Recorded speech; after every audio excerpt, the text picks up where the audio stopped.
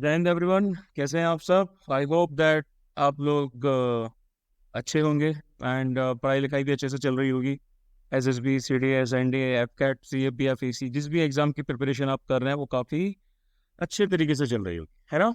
तो फिर हम लेकर आए हैं जून के पार्ट 4 के करंट अफेयर्स को। शीट्स ऑलरेडी टेलीग्राम ग्रुप पे अपलोडेड हैं। टेलीग्राम ग्रुप के साथ साथ जो हमारा सीडीएस ड्राइव है, गूगल ड्राइव है, उस पे भी ये सारे के सारे करंट अफेयर्स आपको मिल जाएंगे। ठीक है, एक्सप्लेनेशन के लिए आप इन वीडियोस को रेफर कर सकते हैं। साथ ही साथ टेलीग्राम पे हम लोग करंट अफेयर की डेली की क्विजेज जो है वो भी चलाते हैं, तो आप जाके उन क्विजेस को भी अटेंड कर सकते हैं और अपनी प्रिपरेशन को मेजर कर सकते हैं कि भाई आपकी प्रिपरेशन जो है वो किस लेवल पर है।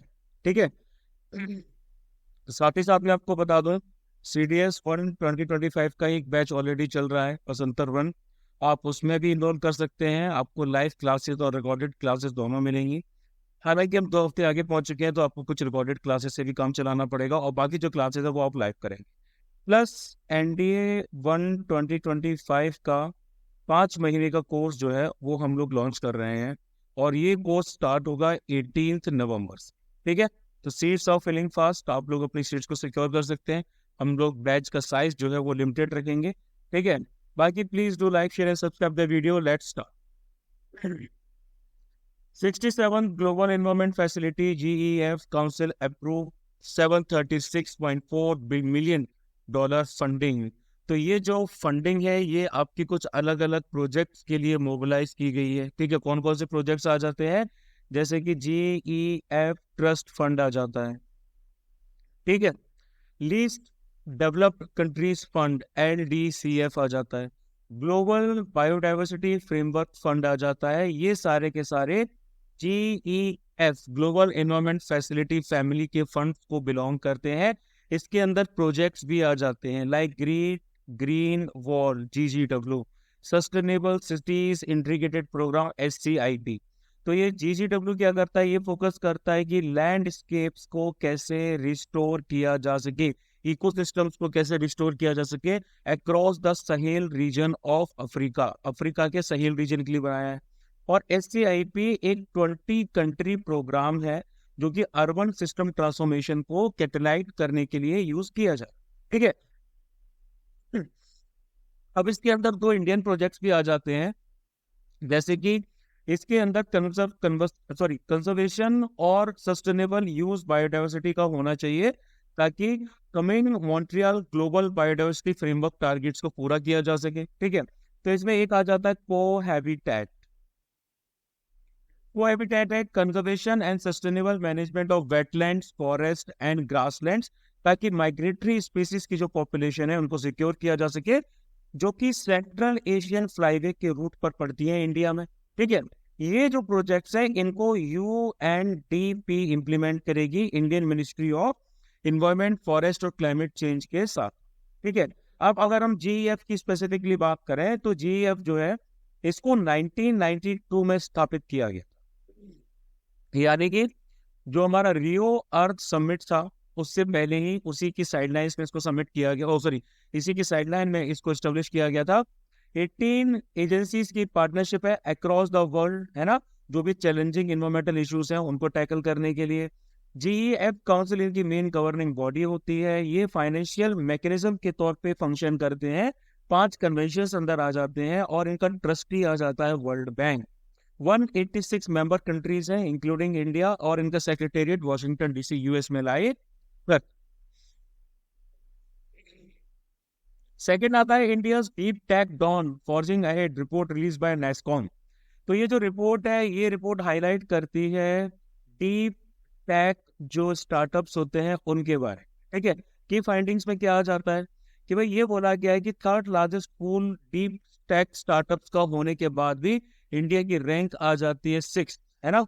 अगर हम 9 टॉप के डीप टेक सिस्टम्स की बात करें, इको सिस्टम्स की बात करें, तो इंडिया की इसमें 6th रैंक आ जाती है। इंडिया के पास तकरीबन 3600 के आसपास डीप टेक स्टार्टअप्स हैं। इंडिया के जो डीप टेक स्टार्टअप्स हैं उन्होंने तकरीबन $10 बिलियन पिछले 5 सालों में रेस किया है 2023 में जो है वो फंडिंग में 77% का डिक्लाइन देखा गया था एज कम्पेयर टू 2022। अब ये डीप टेक स्टार्टअप्स एग्जैक्टली होते क्या है? तो ये एडवांस टेक्नोलॉजीज का यूज करते हैं, एआई का यूज करते हैं, इंटरनेट ऑफ थिंग्स का, ब्लॉकचेन का, ऑगमेंटेड रियलिटी या फिर वीआर, आपका वर्चुअल रियलिटी हो गया। इसके जरिए ये कुछ सॉल्यूशंस क्रिएट करते हैं कॉम्प्लेक्स प्रोग्राम प्रॉब्लम्स के लिए। ठीक है, मल्टीपल टेक्नोलॉजीज को कंबाइंड किया जाता है, नए मार्केट्स के लिए आपका चीजों को जनरेट किया जाता है। जैसे कि अग्निकुल कॉस्मोस है, वो डेवलप की गई है। ठीक है, इसके साथ साथ इंडिया में गैलेक्सी आई है, और उसके साथ साथ आ जाता है सर्वम एआई। ये सब इस तरह से डेवलप किए गए। ठीक है, इनके अंदर extended development timeline, high capital intensity, ये सब भी होता है। आगे बात करेंगे, national human rights commission issues notice to the Odisha government on custodial death row. तो ये जो नोटिस है ये भेजा गया था उड़ीसा गवर्नमेंट को, और एक एक्सप्लेनेशन डिमांड किया गया कि भाई आपने रिकमेंडेड कंपनसेशन जो है वो जिस इंसान की कस्टोडियल डेथ यानी कि पुलिस हिरासत में मौत हुई थी, उसके नेक्स्ट ऑफ किन रिश्तेदार को आपने कंपनसेशन क्यों नहीं दिया? कस्टोडियल डेथ होता क्या है? कस्टोडियल डेथ का मतलब होता है कि भाई इस बंदे के साथ में कस्टडी के दौरान, हिरासत के दौरान वायलेंस हुआ है ना? रेप भी हो सकता है, टॉर्चर भी हो सकता है, पुलिस या फिर जुडिशियल कस्टडी के दौरान। कस्टडियल डेथ की इंडिया की अगर हम स्टेटस की बात करें तो 660 कस्टडियल डेथ जो है 2017 से लेकर 2022 तक पाई गई। गुजरात में हाईएस्ट नंबर थी कस्टडियल डेथ, तकरीबन 80 के आसपास। उसके बाद महाराष्ट्र। ये सब नेशनल क्राइम रिकॉर्ड्स ब्यूरो के हिसाब से डेटा आ जा।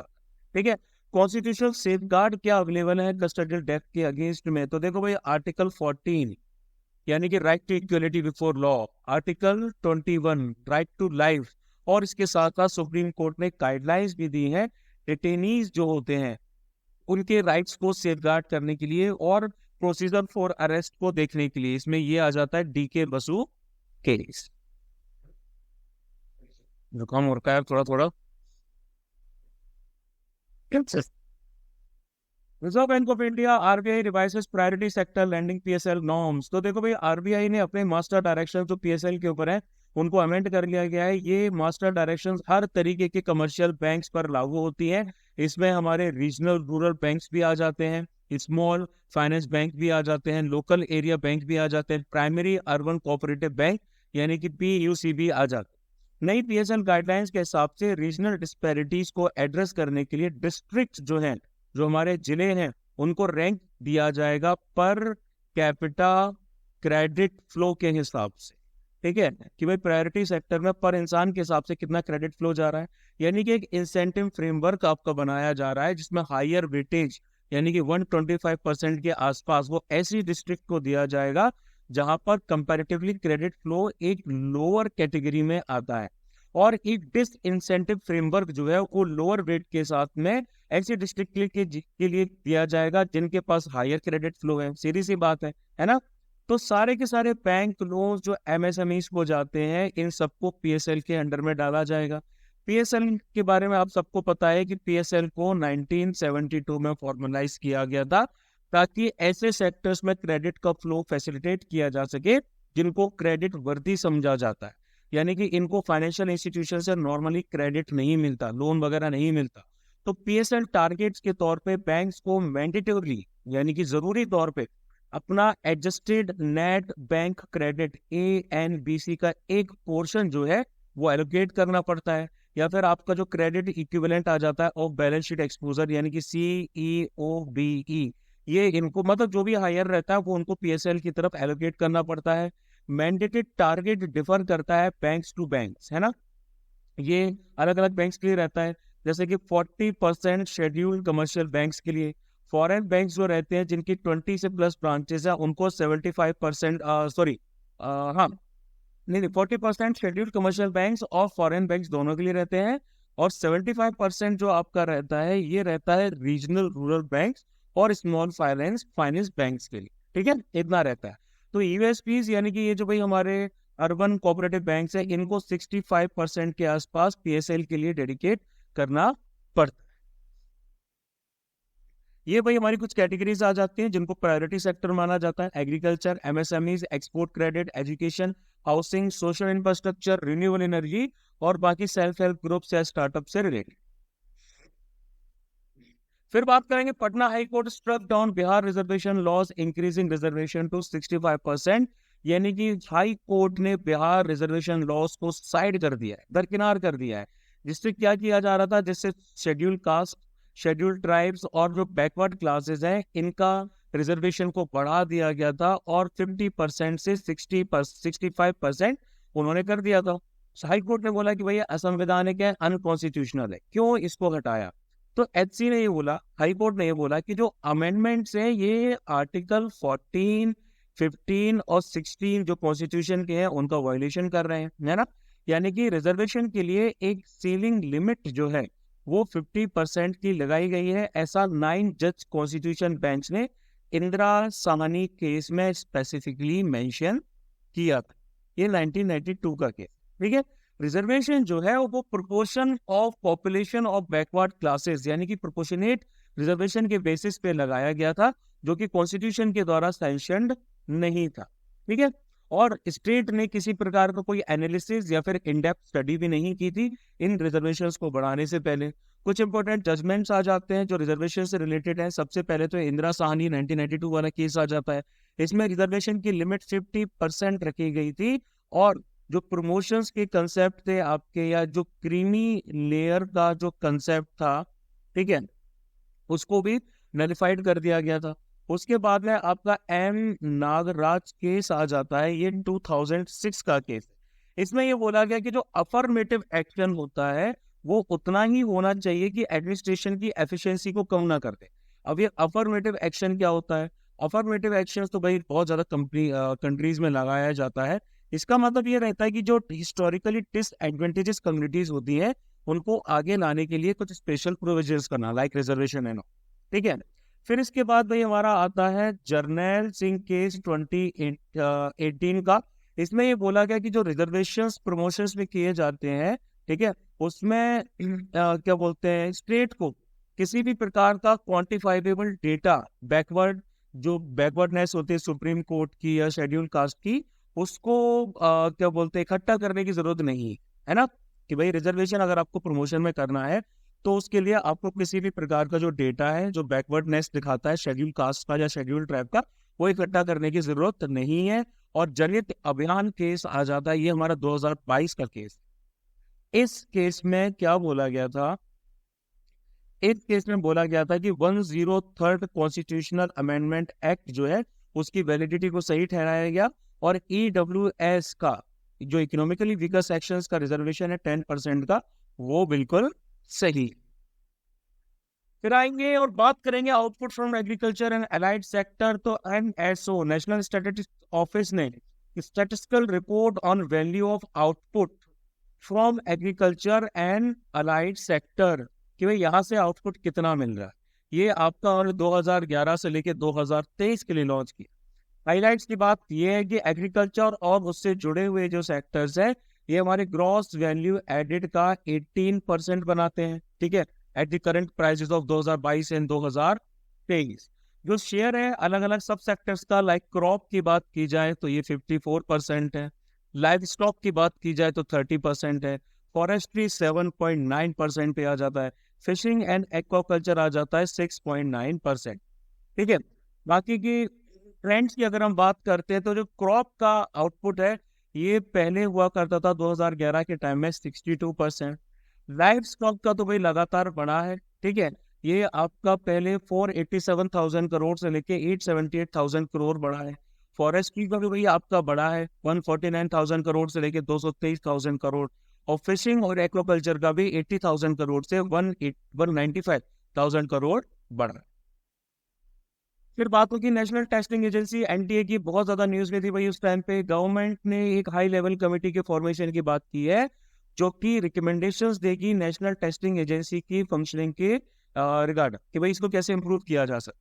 अब NTA को एस्टेब्लिश किया गया था मिनिस्ट्री ऑफ एजुकेशन के द्वारा एक प्रीमियर स्पेशलिस्ट ऑटोनोमस और सेल्फ सस्टेन टेस्टिंग ऑर्गेनाइजेशन के तौर पे। इनका सीधा सा काम होता है कि भाई हमें एंट्रेंस एग्जामिनेशंस जो है उनको कंडक्ट करवाना है एडमिशंस के लिए, फेलोशिप्स के लिए हायर एजुकेशन इंस्टीट्यूशंस में, ठीक है। इनको रजिस्टर किया गया है सोसाइटीज रजिस्ट्रेशन एक्ट 1860 के अंडर में और इनको कोई भी एमिनेंट एजुकेशनिस्ट जिसको मिनिस्ट्री ऑफ एजुकेशन अपॉइंट करती है उनके द्वारा चेयर किया जाता है। नेक्स्ट न्यूज है गैस फ्लेयरिंग के बारे में। ठीक है, global gas flaring tracker report जो है उसको वर्ल्ड बैंक ने रिलीज किया है। इस रिपोर्ट को वर्ल्ड बैंक की ग्लोबल फ्लेयरिंग और मीथेन रिडक्शन GFMR पार्टनरशिप के साथ में रिलीज किया गया। की फाइंडिंग्स की बात करेंगे तो ग्लोबल गैस फ्लेयरिंग जो है 2023 में ये 7% बढ़ चुकी है 2022 के कंपैरिजन में। ठीक है, यानी कि 23 मिलियन टन का जो CO2 का एमिशंस है वो एक इंक्रीज देखा गया है। मेजर कंट्रीब्यूटर में रशिया आ जाता है, Iran, then Iraq, then USA वगैरह वगैरह। अब गैस फ्लेयरिंग के बारे में बात करें तो इसका मतलब होता है कि नेचुरल गैस की बर्निंग, है ना, जब ऑयल को एक्सट्रैक्ट किया जाता है तो उस टाइम पे जो नेचुरल गैस की बर्निंग होती है उसको गैस फ्लेयरिंग कहा जाता है। इसमें बहुत सारे छोटी मोटी चीजें भी आ जाती। फिर अगर हम आर्मेनिया की बात करें जिसकी कैपिटल येरेवन है, तो ये न्यूज में क्यों है, तो आर्मेनिया ने ऑफिशियली पैलेस्टीन को एक स्टेट के तौर पे रिकॉग्नाइज कर लिया। ठीक है, अब हम आर्मेनिया की खुद की बात करें तो ये एक लैंड लॉक्ड कंट्री है, यानी कि इसका डायरेक्ट एक्सेस सी या ओशन की तरफ नहीं है। और ये क्या बोलते हैं, ये जो रीजन है जनरली इसको बोला जाता है कि दिस इज ट्रांस कॉकेशिया। ठीक है, ट्रांस कॉकेशिया रीजन में लाई करती है। ये पॉपुलेटेड रीजन है south of the Caucasus mountain. यहाँ पर आप देखोगे तो यहाँ पर कॉकेशस जो माउंटेन्स होते हैं उनके साउथ में आ जाती है। ऊपर से बैरियर उन्होंने बना रखा है इनके ऊपर की तरफ। ठीक है, इनके बॉर्डर में भाई यहाँ अजरबैजान आ जाती है। अजरबैजान के बाद में भाई यहाँ अगर आप देखोगे तो यहाँ तुर्की आ जाती है। और उसके बाद में एक और एरिया आता है, इसको कहा जाता है नक्शिवन ऑटोनोमस रिपब्लिक, जो कि अजरबैजान का ही एक इनक्लेव है, उसका एक्सटेंशन है। जॉर्जिया है यहाँ पे, और उसके साथ साथ ईरान भी। एक और रीजन है जिसको मैंने पहले भी करंट अफेयर्स में कवर किया है, ये रीजन है आपका नागार्नो कराबख।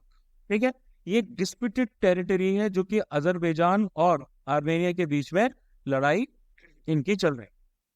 ठीक है, अब ये जो एरिया है ये पूरा माउंटेनियस टेरेन है, लोलैंड्स नहीं है यहाँ पर। हाईएस्ट पीक जो है इनकी इट इज माउंट अरंगेट। ठीक है, इसको अलागेज भी कहा जाता है। रिवर्स में जो मेन रिवर है उसका नाम है अरास रिवर। ठीक है, उसके बाद बात करेंगे international seabed authority marks it's 30th anniversary. तो भाई क्या खास आ जाता है, ISA जो है इनको एस्टेब्लिश किया गया था, United Nations convention on the laws of the sea UNCLOS, sorry pen गलत यूज कर लिया भाई, ये वाला मुझे पसंद नहीं। हाँ, अनक्लॉज जब 1994 में लागू किया गया था, इसको ऑलरेडी हमने ज्योग्राफी में पढ़ रखा है कि अनक्लॉज के अंडर में क्या क्या चीजें आ जाती। ठीक है, तो ISA आपका एक इंटरनेशनल ऑर्गेनाइजेशन का एकमात्र ऐसा एग्जांपल आ जाता है जो कि ग्लोबल कॉमन बेनिफिट के लिए, ह्यूमैनिटी के लिए बनाया गया है on the basis of equity in resource allocation. इसमें ऐसा नहीं कि भाई किसी को परमानेंट सीट दी गई है, कोई नेशन किसी से ज्यादा कर सकता है ना, ऐसा नहीं है भाई। सबको बराबर का अधिकार है अपने आसपास की प्राकृतिक संपदा पे, जो भाई मेरीन एरियाज में आपके आ जाता है। ठीक है, ऑटोनोमस इंटरनेशनल ऑर्गेनाइजेशन है, मैंडेट किया गया है अनक्लॉज के द्वारा, ताकि जो भी मिनरल रिसोर्सेज आ जाते हैं सी बैड में, है ना, किसी भी कंट्री के नेशनल जुरिडिक्शन से बियॉन्ड, वो ह्यूमन काइंड के शेयर्ड बेनिफिट के लिए। तो इसके अंडर में जो भी एरिया आता है वो टोटल वर्ल्ड ओशन का 54% एरिया आ जाता है। इसका हेडक्वार्टर है किंगस्टन जमैका में। 168 मेंबर्स आ जाते हैं including India and European union. सारे के सारे नेशंस जो आपके अनक्लॉज को रेटिफाइड करते हैं वो ऑटोमेटिकली ISA के मेंबर भी बन जाते हैं। फिर US India Indus x initiative marks 1 year anniversary. India US defence acceleration ecosystem यानी कि इंडस, ठीक है, एक्स, इसको लॉन्च किया गया था 2023 जून में, ताकि एक डिफेंस इनोवेशन ब्रिज बनाया जा सके दोनों कंट्रीज के बीच में under the initiative on critical and emerging technologies ICET। ठीक है, तो इंडस एक्ट क्या करता है, US और इंडियन डिफेंस कंपनीज के बीच में पार्टनरशिप को फैसिलिटेट करवाता है। इंक्यूबेटर्स और एसिलरेटर्स, इन्वेस्टर्स और यूनिवर्सिटीज इन सबको साथ में लेके आता। फिर केरल जो है वो कोझिकोड की रिकॉग्निशन को सेलिब्रेट कर रहे हैं। इंडिया की पहली यूनेस्को सिटी ऑफ हेरिटेज के तौर पे, है ना। केरल ने ये भी बोला है कि जून 23 को वो annually city of literature day के तौर पे मनाएंगे कोझिकोड में, ठीक है। अक्टूबर 2023 में आप सबको पता है यूनेस्को ने कोझिकोड को इंडिया की पहली यूनेस्को सिटी ऑफ लिटरेचर घोषित किया था, ठीक है। और इसको literary category of the UNESCO creative cities network UCCN के अंडर में डाला था। लोकेशन कोझिकोड या फिर इसको कैलिकट भी कहा जाता था, ये कि मालाबार कोस्ट जो है वहां पर सिचुएटेड, ठीक है। और ये जो टर्म है आपका कैलिको, ये एक कपड़े के लिए यूज किया जाता है, फाइन हैंड वोवन क्लॉथ के लिए यूज किया जाता है, जो कि आपका यहीं से कैलिकट नाम डिराइव किया गया, ठीक है। मेडिवल एज में यानी कि मध्यकालीन युग की बात करें तो इनको जमोरिन्स के द्वारा रूल किया जाता था, इनको समुथरीज भी कहा जाता है। इसको सिटी ऑफ स्पाइसेस भी कहा गया है, यानी कि स्पाइसेस के जो ट्रेड होते थे ब्लैक पेपर के या इलायची यानी कि कार्डमम के, वो ज्यूज, अरब, फोनिशियंस, चाइनीज के साथ तकरीबन 500 सालों तक कंटिन्यूड रहे हैं। इब्न बतूता ने क्या लिखा है, इब्न बतूता ने रेहला या फिर रेहला नाम की एक फाइन वर्क लिखा है। उसने भी 14th सेंचुरी में इस सिटी को विजिट किया था। Portuguese explorer Vasco D gamma और पर्शियन एम्बेसडर अब्दुल रजाक, उन्होंने भी 15th सेंचुरी में यहाँ विजिट किया था। इसका जो लिटरेरी फाउंडेशन है 500 लाइब्रेरी से ज्यादा का और 70 से ज्यादा पब्लिशर्स यहाँ पर लाए करते हैं, ठीक है। और इसके साथ साथ high level of literary education भी ये लोग क्लेम करते हैं।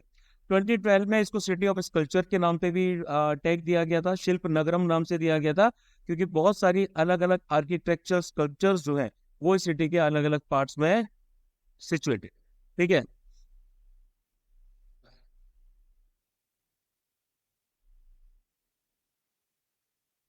अब नेक्स्ट बात करेंगे श्रीकाकुलम की। तो सेवरल स्कॉलर्स जो हैं उन्होंने ये बोला है कि श्रीकाकुलम की जो फॉरगटन हेरिटेज है उसको वो रिस्टोर करना चाहते हैं, ठीक है। ये कहाँ पर सिचुएटेड है भाई, ये हमारा आंध्र प्रदेश में सिचुएटेड है। इसका फॉर्मर नाम था शिकाकोल, ठीक है। ब्रिटिश कॉलोनियलिज्म के दौरान इसको शिकाकोल के नाम से जाना जाता था, क्योंकि वो लोग शायद प्रोनाउंस नहीं कर पाते। ये कलिंग डायनेस्टी का एक पार्ट हुआ करता था, बाद में ये गजपति किंगडम के अंडर में आ गया मध्यकालीन युग में, ठीक है। और फिर उसके बाद में ईस्टर्न चालुक्य जो वेंगी के आ जाते हैं उनके अंडर में भी आया। प्लस ककतिया और विजयनगर एम्पायर जो है वो भी इसके मतलब उन्होंने इसके ऊपर रूल किया। बुद्धिस्ट साइट्स की बात करें तो यहाँ पर आ जाती है सलीगुंडम, ठीक है। यानी कि बुद्धिज्म जो है वो यहीं से सुमात्रा की तरफ फैला और बाकी जो ईस्टर्न कंट्रीज हैं वही यहीं से गया। और उसके साथ साथ एक आ जाती है तंथापुरी, ये आपसे पूछी जा सकती है एग्जाम में। जैनिज्म साइट की बात करें तो तंगमयम कोंडा और रोता बरसा विलेजेस आ जाते हैं। हिंदू टेम्पल्स की बात करें तो श्री मुखलिंगम, श्री कुरमन और अरसावली भी यहाँ पर आ जाते हैं। न्यूलिथिक एरा केव्स की बात करें तो वो आ जाती है बेंगलोर के पास नंदी हिल्स में। फिर बात करेंगे 53rd जीएसटी काउंसिल मीटिंग, इसको कंक्लूड किया गया। जीएसटी काउंसिल के बारे में आपको पता है, इसको एक कॉन्स्टिट्यूशनल बॉडी के तौर पे बनाया गया आर्टिकल 279A के अंडर, ठीक है। कॉन्स्टिट्यूशन के अंडर में इसको एस्टेब्लिश किया गया था 101st अमेंडमेंट एक्ट ऑफ 2016 के बेसिस पे। प्रेसिडेंट के द्वारा इसको बनाया गया। चेयरपर्सन रहते हैं यूनियन फाइनेंस मिनिस्टर। मेंबर्स की बात करें तो यूनियन मिनिस्टर्स ऑफ स्टेट, यानी कि जो रेवेन्यू फाइनेंस के अंडर में रहते हैं वो भी भाई इसको इंचार्ज में रहते हैं। इसके साथ साथ हर स्टेट गवर्नमेंट के जो फाइनेंस मिनिस्टर्स हैं या टैक्सेशन मिनिस्टर्स हैं या जिन मिनिस्टर्स को नॉमिनेट किया गया है वो भी इसमें रहते हैं। मैंडेट का सीधा सा काम इतना है कि इनको रिकमेंडेशंस देनी है यूनियन को और स्टेट्स को इंपॉर्टेंट इश्यूज से रिलेटेड जो कि जीएसटी से जुड़े हुए हैं, ठीक है। डिसीजन मेकिंग इनकी होती है वोटिंग के द्वारा। नेक्स्ट खबर आती है ट्विन टेस्ट अंडर पीएमएलए की। तो इन्फोर्समेंट डायरेक्टरेट यानी कि ईडी, इन्होंने एक बेल ऑर्डर को कंटेस्ट किया है। ये आर्ग्यूमेंट दिया है कि उन्होंने प्रॉपरली ट्विन टेस्ट को अप्लाई नहीं किया था, जो कि पीएमएलए यानी कि prevention of money laundering act 2002 के अंडर में लगाया जाता है। अब ये क्या होता है ट्विन टेस्ट, यानी कि सेक्शन 45 जो पीएमएलए की है वो ये कहती है कि बेल के साथ बेसिकली वो डील करती है। इसमें ये कहा जाता है कि जहां पर भी आपका पब्लिक प्रोसिक्यूटर बेल एप्लीकेशन को अपोज करता है, ठीक है, एक ट्विन टेस्ट जो है वो कोर्ट के द्वारा लगाया जाना चाहिए। अब कंडीशंस क्या आ जाती हैं, यानी कि रीजनेबल ग्राउंड्स ये यकीन करने के लिए, ये बिलीव करने के लिए हो जाते हैं कि एक्यूज्ड ऐसे ऑफेंस के लिए गिल्टी बिल्कुल भी नहीं है, ठीक है। और एक्यूज्ड इस ऑफेंस को बेल के दौरान रिपीट नहीं करेगा। इसको सुप्रीम कोर्ट ने विजय मदन लाल चौधरी केस ऑफ 2022 में अप्लाई किया था। तो भाई ये होता है ट्विन टेस्ट। फिर कामाख्या टेम्पल की बात करेंगे तो जो आपका एनुअल अंबुबाची मेला है, ठीक है, जो फेस्टिवल है, कामाख्या मंदिर असम में स्टार्ट हो चुका है, ठीक है। ये जो फेस्टिवल है ये जो देवी कामाख्या है उनकी ईयरली मेंस्ट्रुएशन को डिजिग्नेट करता है, कोमेमोरेट करता है, ठीक है, जब वो रजस्वलित होती हैं, ठीक है। यानी कि उनकी जब पीरियडिक साइकिल स्टार्ट होती है। ये टेम्पल आपका सिचुएटेड है नीलांचल हिल्स पे, या फिर इसको कामगिरी पर्वत भी कहा जाता, ठीक है। इसके साथ साथ इसको मिड 16th सेंचुरी में सेलिब्रेट किया, सॉरी रिकंस्ट्रक्ट किया गया था कोच डायनेस्टी के द्वारा। कोच डायनेस्टी के द्वारा इसको दोबारा बनाया गया था। ओरिजिनल टेम्पल जो है उसको काला पहाड़ नाम के बंदे ने, जो कि एक हिंदू कन्वर्ट था, मुस्लिम में कन्वर्ट हो गया था, उसने तोड़ा था, ठीक है। ये 52 शक्तिपीठ में से एक आ जाता है, यानी कि ये वो जगह है जहां पर माता सती के रिप्रोडक्टिव ऑर्गन्स जो हैं वो गिरे थे। इसके साथ साथ यहाँ पर तांत्रिक वर्शिप का एक मेजर सेंटर भी माना जाता है। ये माना जाता है कि जो आर्यन और नॉन आर्यन कम्युनिटीज की जो आपकी बिलीव्स है, प्रैक्टिसेस है, वो यहाँ पर आके एक मत हो जाते। फिर हम बात करेंगे स्किन बैंक की। तो भाई एक पहला one of a kind skin bank जो है वो आर्मी हॉस्पिटल ने न्यू दिल्ली में खोला है। स्किन बैंक के जो फंक्शंस होते हैं वो ये रहते हैं related to harvesting, processing, preservation and supply of fine human skin allograft, यानी कि इनको यूज किया जाता है बर्न ट्रीटमेंट्स के लिए, ठीक है। बर्न ट्रीटमेंट्स के लिए किया जाता है, सेंटर्स के लिए, पॉलीट्रोमा के लिए यूज किया जाता है। तो इससे क्या होगा कि भाई जो हमारी सीवियर बर्न इंजरीज हैं, स्किन रिलेटेड कंडीशंस हैं, आर्म्ड फोर्सेस सर्विसेज मेंबर्स और उनकी फैमिलीज को, उनको और इफेक्टिव तरीके से ट्रीट किया जा सकता है। यानी कि एक सेंट्रलाइज्ड हब के तौर पे काम करेगा जहां पर आपका कलेक्शन, प्रोसेसिंग, स्टोरेज और डिस्ट्रीब्यूशन स्किन ग्राफ्ट्स का किया जा सकता है। फिर बात करेंगे संत कबीर दास 1398 टू 1518 के बारे में। 100 साल से ज्यादा उम्र रही है इनकी, वाह। तो प्राइम मिनिस्टर जो है उन्होंने बर्थ एनिवर्सरी पे इनको ट्रिब्यूट पे किया, और ऐसा माना जाता है कि ये हिंदू थे लेकिन इनको एक मुस्लिम वीवर यानी कि जुलाहा फैमिली जो थी उन्होंने रेस किया, और उन्होंने भक्ति मूवमेंट जो है वो स्टार्ट किया था। मतलब पायनियर्स में माने जाते हैं जो कि भक्ति मूवमेंट जिन्होंने स्टार्ट किया था। इनके गुरु रामानंद जो थे उन्होंने बेसिकली स्टार्ट किया था, इन्होंने इसको आगे बढ़ाया था। निर्गुण जो भक्ति है उसको इन्होंने प्रोपेगेट किया था, यानी कि भगवान जो है उनका कोई आकार नहीं है। इनके लिटरेरी वर्क्स में 3 ट्रेडिशंस के तौर पे कंपाइल किया गया है, जैसे कि बीजक आ जाती है, बीजक को कबीर पंथ कहा जाता है, ठीक है। उसके बाद में आ जाती है ग्रंथावली, दाऊद पंथ की जो मानी जाती है, और बहुत सारे कंपोजिशंस आ जाते हैं जो कि आदि ग्रंथ साहिब में भी आपको मिलेंगे। लैंग्वेजेस की बात करें तो जो निर्गुण पोइट्स की भाषा थी, संत भाषा, वो डिजिग्नेट होती है यहाँ से, ठीक है, इनको ही डिपिक्ट की गई है। इसके साथ साथ आपकी उलट पंक्ति आ जाती है, अपसाइड डाउन सेइंग्स, वो भी इन्हीं की कैटेगरी में आ जाती। फिर बात करते हैं Tamil Nadu. Illicit liquid tragedy has claimed more than 50 life. तो डेथ जो है, ये डेथ्स आपकी पाई गई हैं मिथेनॉल, ठीक है, मिथाइल एल्कोहल जो रहता है उसकी पॉइजनिंग की वजह से, ठीक है। यानी कि जो आपकी इलीगल तरीके से शराब बनाई गई है इसको हूच भी कहा जाता है, या फिर आप इसको स्परियस लिक्वर भी कह सकते हैं। इसके मैन्युफैक्चरिंग के दौरान जो तय मानक थे, स्टैंडर्ड थे, उनको फॉलो नहीं किया जाता है। ये कॉमनली यूज वर्ड्स है जिसके द्वारा पुअर क्वालिटी एल्कोहल को डिजिग्नेट किया जाता है, हूच, ठीक है। इसके अंदर मिथेनॉल भी पाया जाता है जो कि एक इंडस्ट्रियल एल्कोहल है, और इसके साथ साथ इथेनॉल भी इसमें पाया जाता है। तो मिथेनॉल यानी कि CH3OH की बात करें, इसको वुड एल्कोहल के नाम से भी जाना जाता है, ठीक है, वुड एल्कोहल के नाम से, या फिर स्पिरिट के तौर पे भी जाना जाता है। ट्रेडिशनली इसको जो वुड रहता है भाई आपका, उसके डिस्ट्रक्टिव डिस्टिलेशन से बनाया जाता है, ठीक है। मॉडर्न मेथड्स जो हमारे प्रिपरेशन के मिथेनॉल के आ जाते हैं वो डिपेंड करते हैं सिनगैस पे। अब ये जो सिनगैस होती है ये हाइड्रोजन के साथ साथ कार्बन मोनोऑक्साइड का एक मिक्सचर होती है। ये बायोमास या दूसरे सोर्सेज से डिराइव की जाती है, इसके साथ साथ एक कलरलेस फेयरली वोलेटाइल लिक्विड होता है, स्वीट पंजेंट ऑर्डर होता है, ये कंप्लीटली मिक्स हो जाता है वाटर के साथ में और एक एंटी फ्रीज एजेंट के तौर पे भी काम करता है। ठीक है, इसको पेंट्स में, वार्निशेस में, फॉर्मल्डिहाइड बनाने के लिए यूज किया जाता है, बायोडिग्रेडेबल एनर्जी सोर्सेज के तौर पे भी यूज किया जाता है। इसका अगर आप इंजेक्शन करेंगे इवन स्मॉल क्वांटिटीज में भी मिथेनॉल का, तो उससे बंदा ब्लाइंड हो सकता है और लार्ज क्वांटिटीज में अगर कंज्यूम करेगा तो डेथ भी हो जाती है। वही इथेनॉल की बात करें यानी कि C2H5OH की बात करते हैं, तो इसको फर्मेंटेशन से ऑब्टेन किया जाता है, यानी कि शुगर से, बेसिकली ओल्डेस्ट मेथड आ जाता है कि शुगर से इसको ऑब्टेन किया जाता है। ये भी कलरलेस लिक्विड है, इसको भी सॉल्वेंट के तौर पर पेंट इंडस्ट्री में यूज किया जाता है और बहुत सारे कार्बन कंपाउंड्स भी बनाए जाते हैं। इसको रिन्यूएबल फ्यूल के तौर पर भी यूज किया जाता है। इसका भी अगर आप इंजेक्शन करते हैं तो सेंट्रल नर्वस सिस्टम पे इम्पैक्ट पड़ता है। मॉडरेट अमाउंट्स में आपका जो जजमेंट है और जो आपके इनहिबिशंस है यानी कि इंसान बहुत खुल जाता है। फिर बात करेंगे, Ministry of Coal initiates India's first ever pilot project for underground coal gasification in Jharkhand.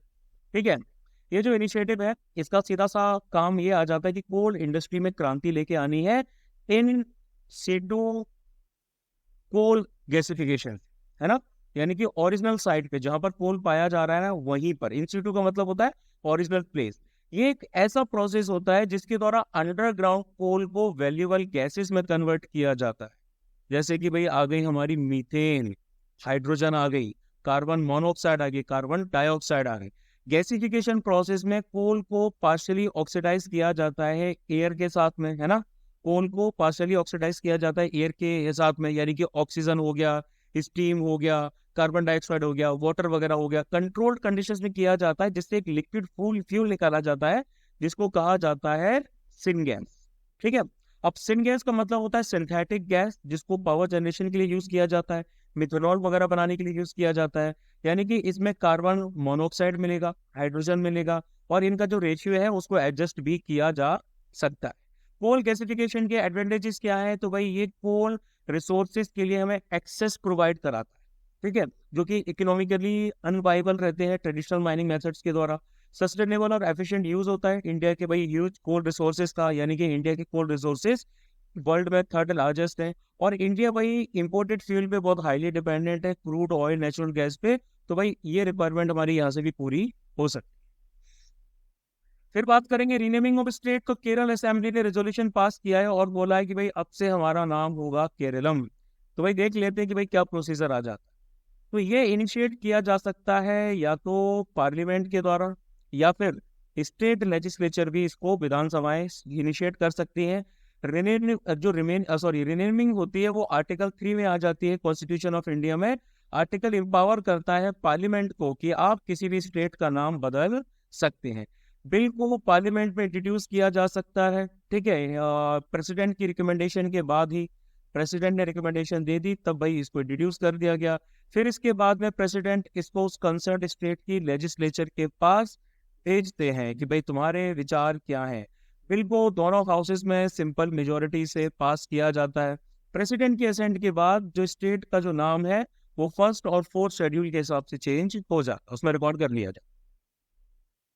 फिर बात करते हैं इंटरनेशनल हाइड्रोग्राफिक ऑर्गेनाइजेशन IHO की, तो IHO ने वर्ल्ड हाइड्रोग्राफी डे को 21 जून को हर साल मनाने का फैसला किया है। मतलब करते ही है ये लोग ताकि हाइड्रोग्राफी के बारे में अवेयरनेस रेज कर सके।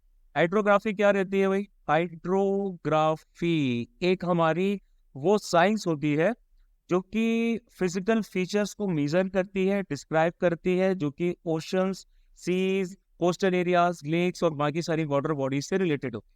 IHO की बात करें तो ये एक इंटर गवर्नमेंटल ऑर्गेनाइजेशन है जो कि वर्ल्ड के सारे सीज, ओशंस, नेविगेबल वाटर्स, उनकी सर्वेइंग करती है, उनको चार्टर करती है, यानी कि उनकी मैपिंग करती है।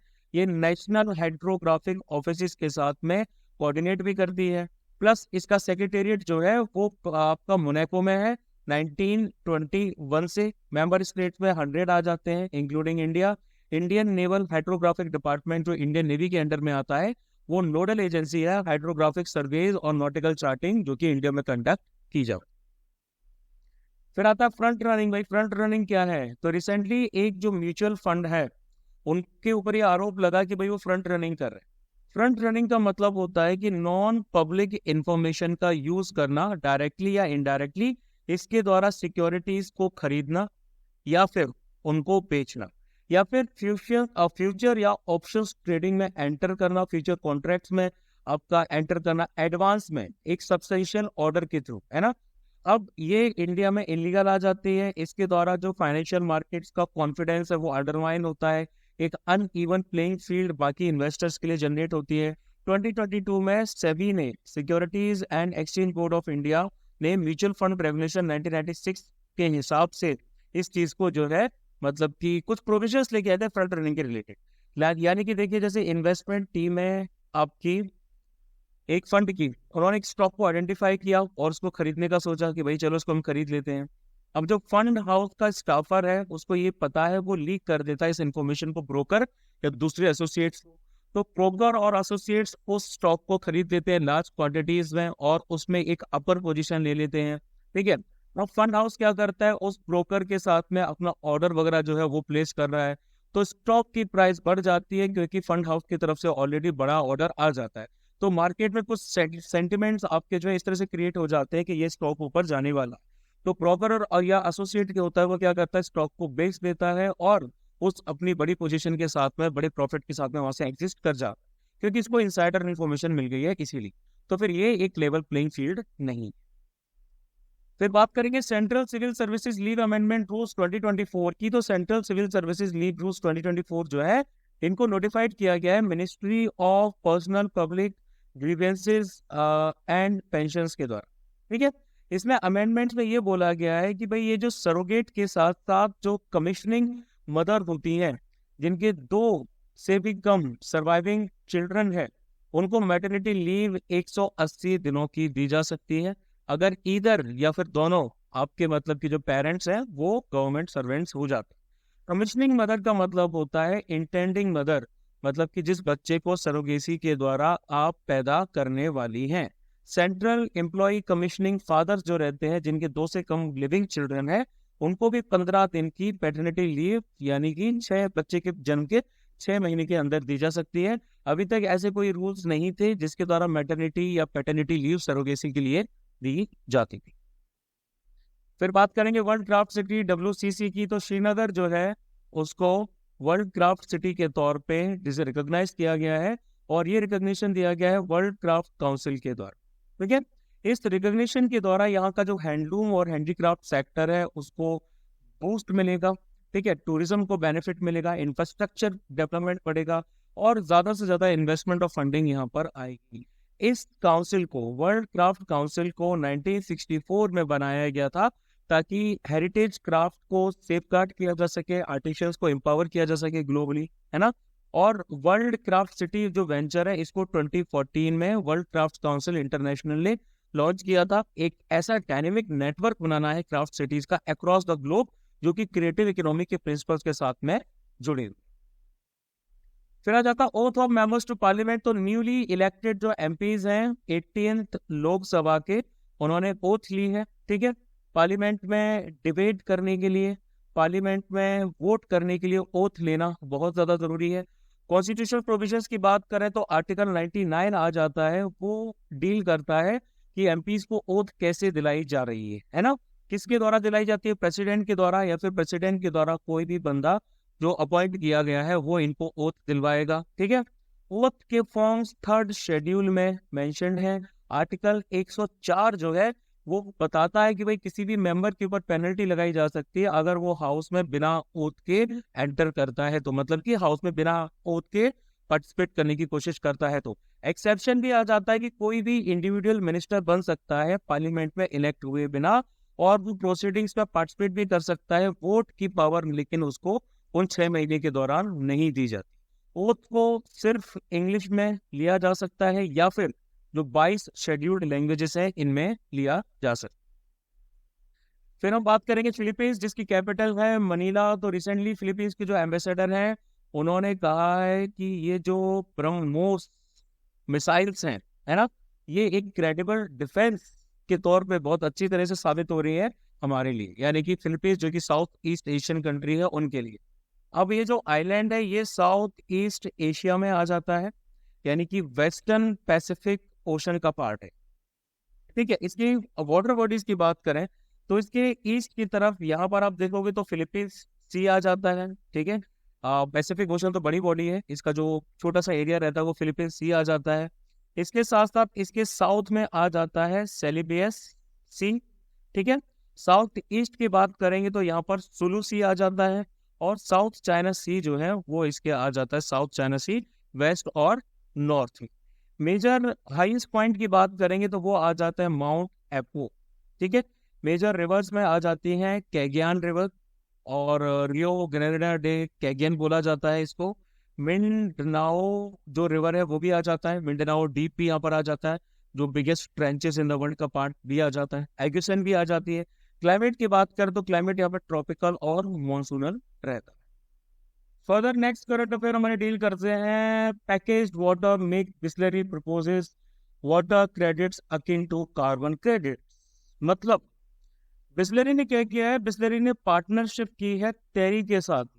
ठीक है, जो हमारा टेरी स्कूल ऑफ एडवांस स्टडीज है उनके साथ में पार्टनरशिप की है कि एक स्टडी उन्होंने कंडक्ट की है और उसकी फाइंडिंग सेंट्रल गवर्नमेंट के साथ शेयर की जाएगी, जिसके द्वारा एक वाटर क्रेडिट वाला सिस्टम जारी किया जा सके। ठीक है, किसके लिए ये होगा, आपका बेवरेजेस इंडस्ट्रीज के लिए, और ये बिल्कुल कार्बन क्रेडिट्स की तरह ही होगा। यानी कि वाटर क्रेडिट में क्या होगा, ये एक मार्केट बेस्ड मैकेनिज्म रहेगा। ठीक है, मार्केट बेस्ड मैकेनिज्म रहेगा जो कि कार्बन क्रेडिट्स के जैसा ही रहेगा, जहां पर वाटर कंजर्वेशन और क्वालिटी इंप्रूवमेंट के लिए इंसेंटिव्स दिए जाएं।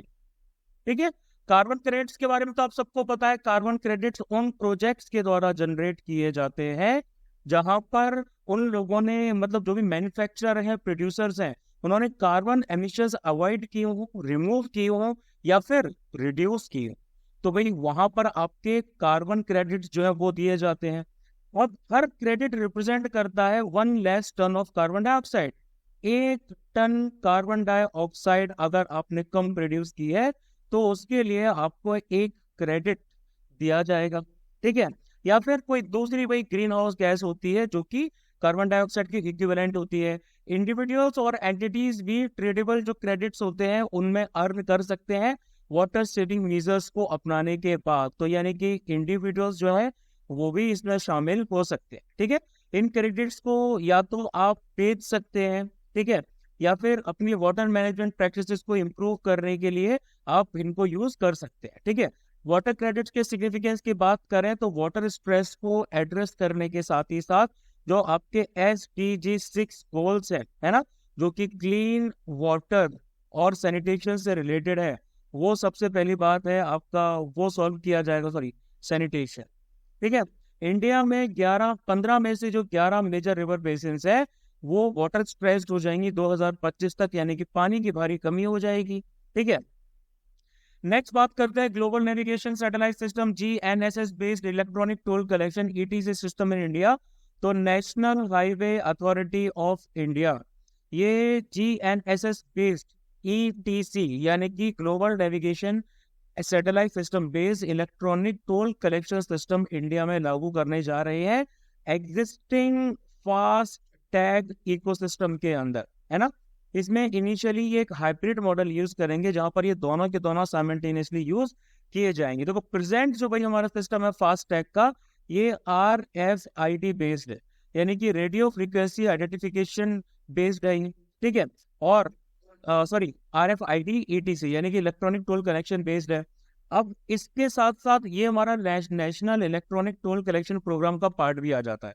और अगर हम GNSS की बात करेंगे तो यहाँ पर आपको एक बैरियर फ्री मेथड रहेगा इलेक्ट्रॉनिक टोल कलेक्शन का, ETC का, जब पर सैटेलाइट या फिर जो कॉन्सोलेशंस होंगे सैटेलाइट के, ये ट्रैक करेंगे व्हीकल की मूवमेंट को, है ना, और उसके बाद जितना डिस्टेंस इसने ट्रेवल किया है उसके बेसिस पे ही आपके टोल का जो कलेक्शन है यानी कि कैलकुलेशन है वो किया जाएगा। ठीक है, फिर आते हैं बात करते हैं public examination prevention of unfair means rules 2024 notified.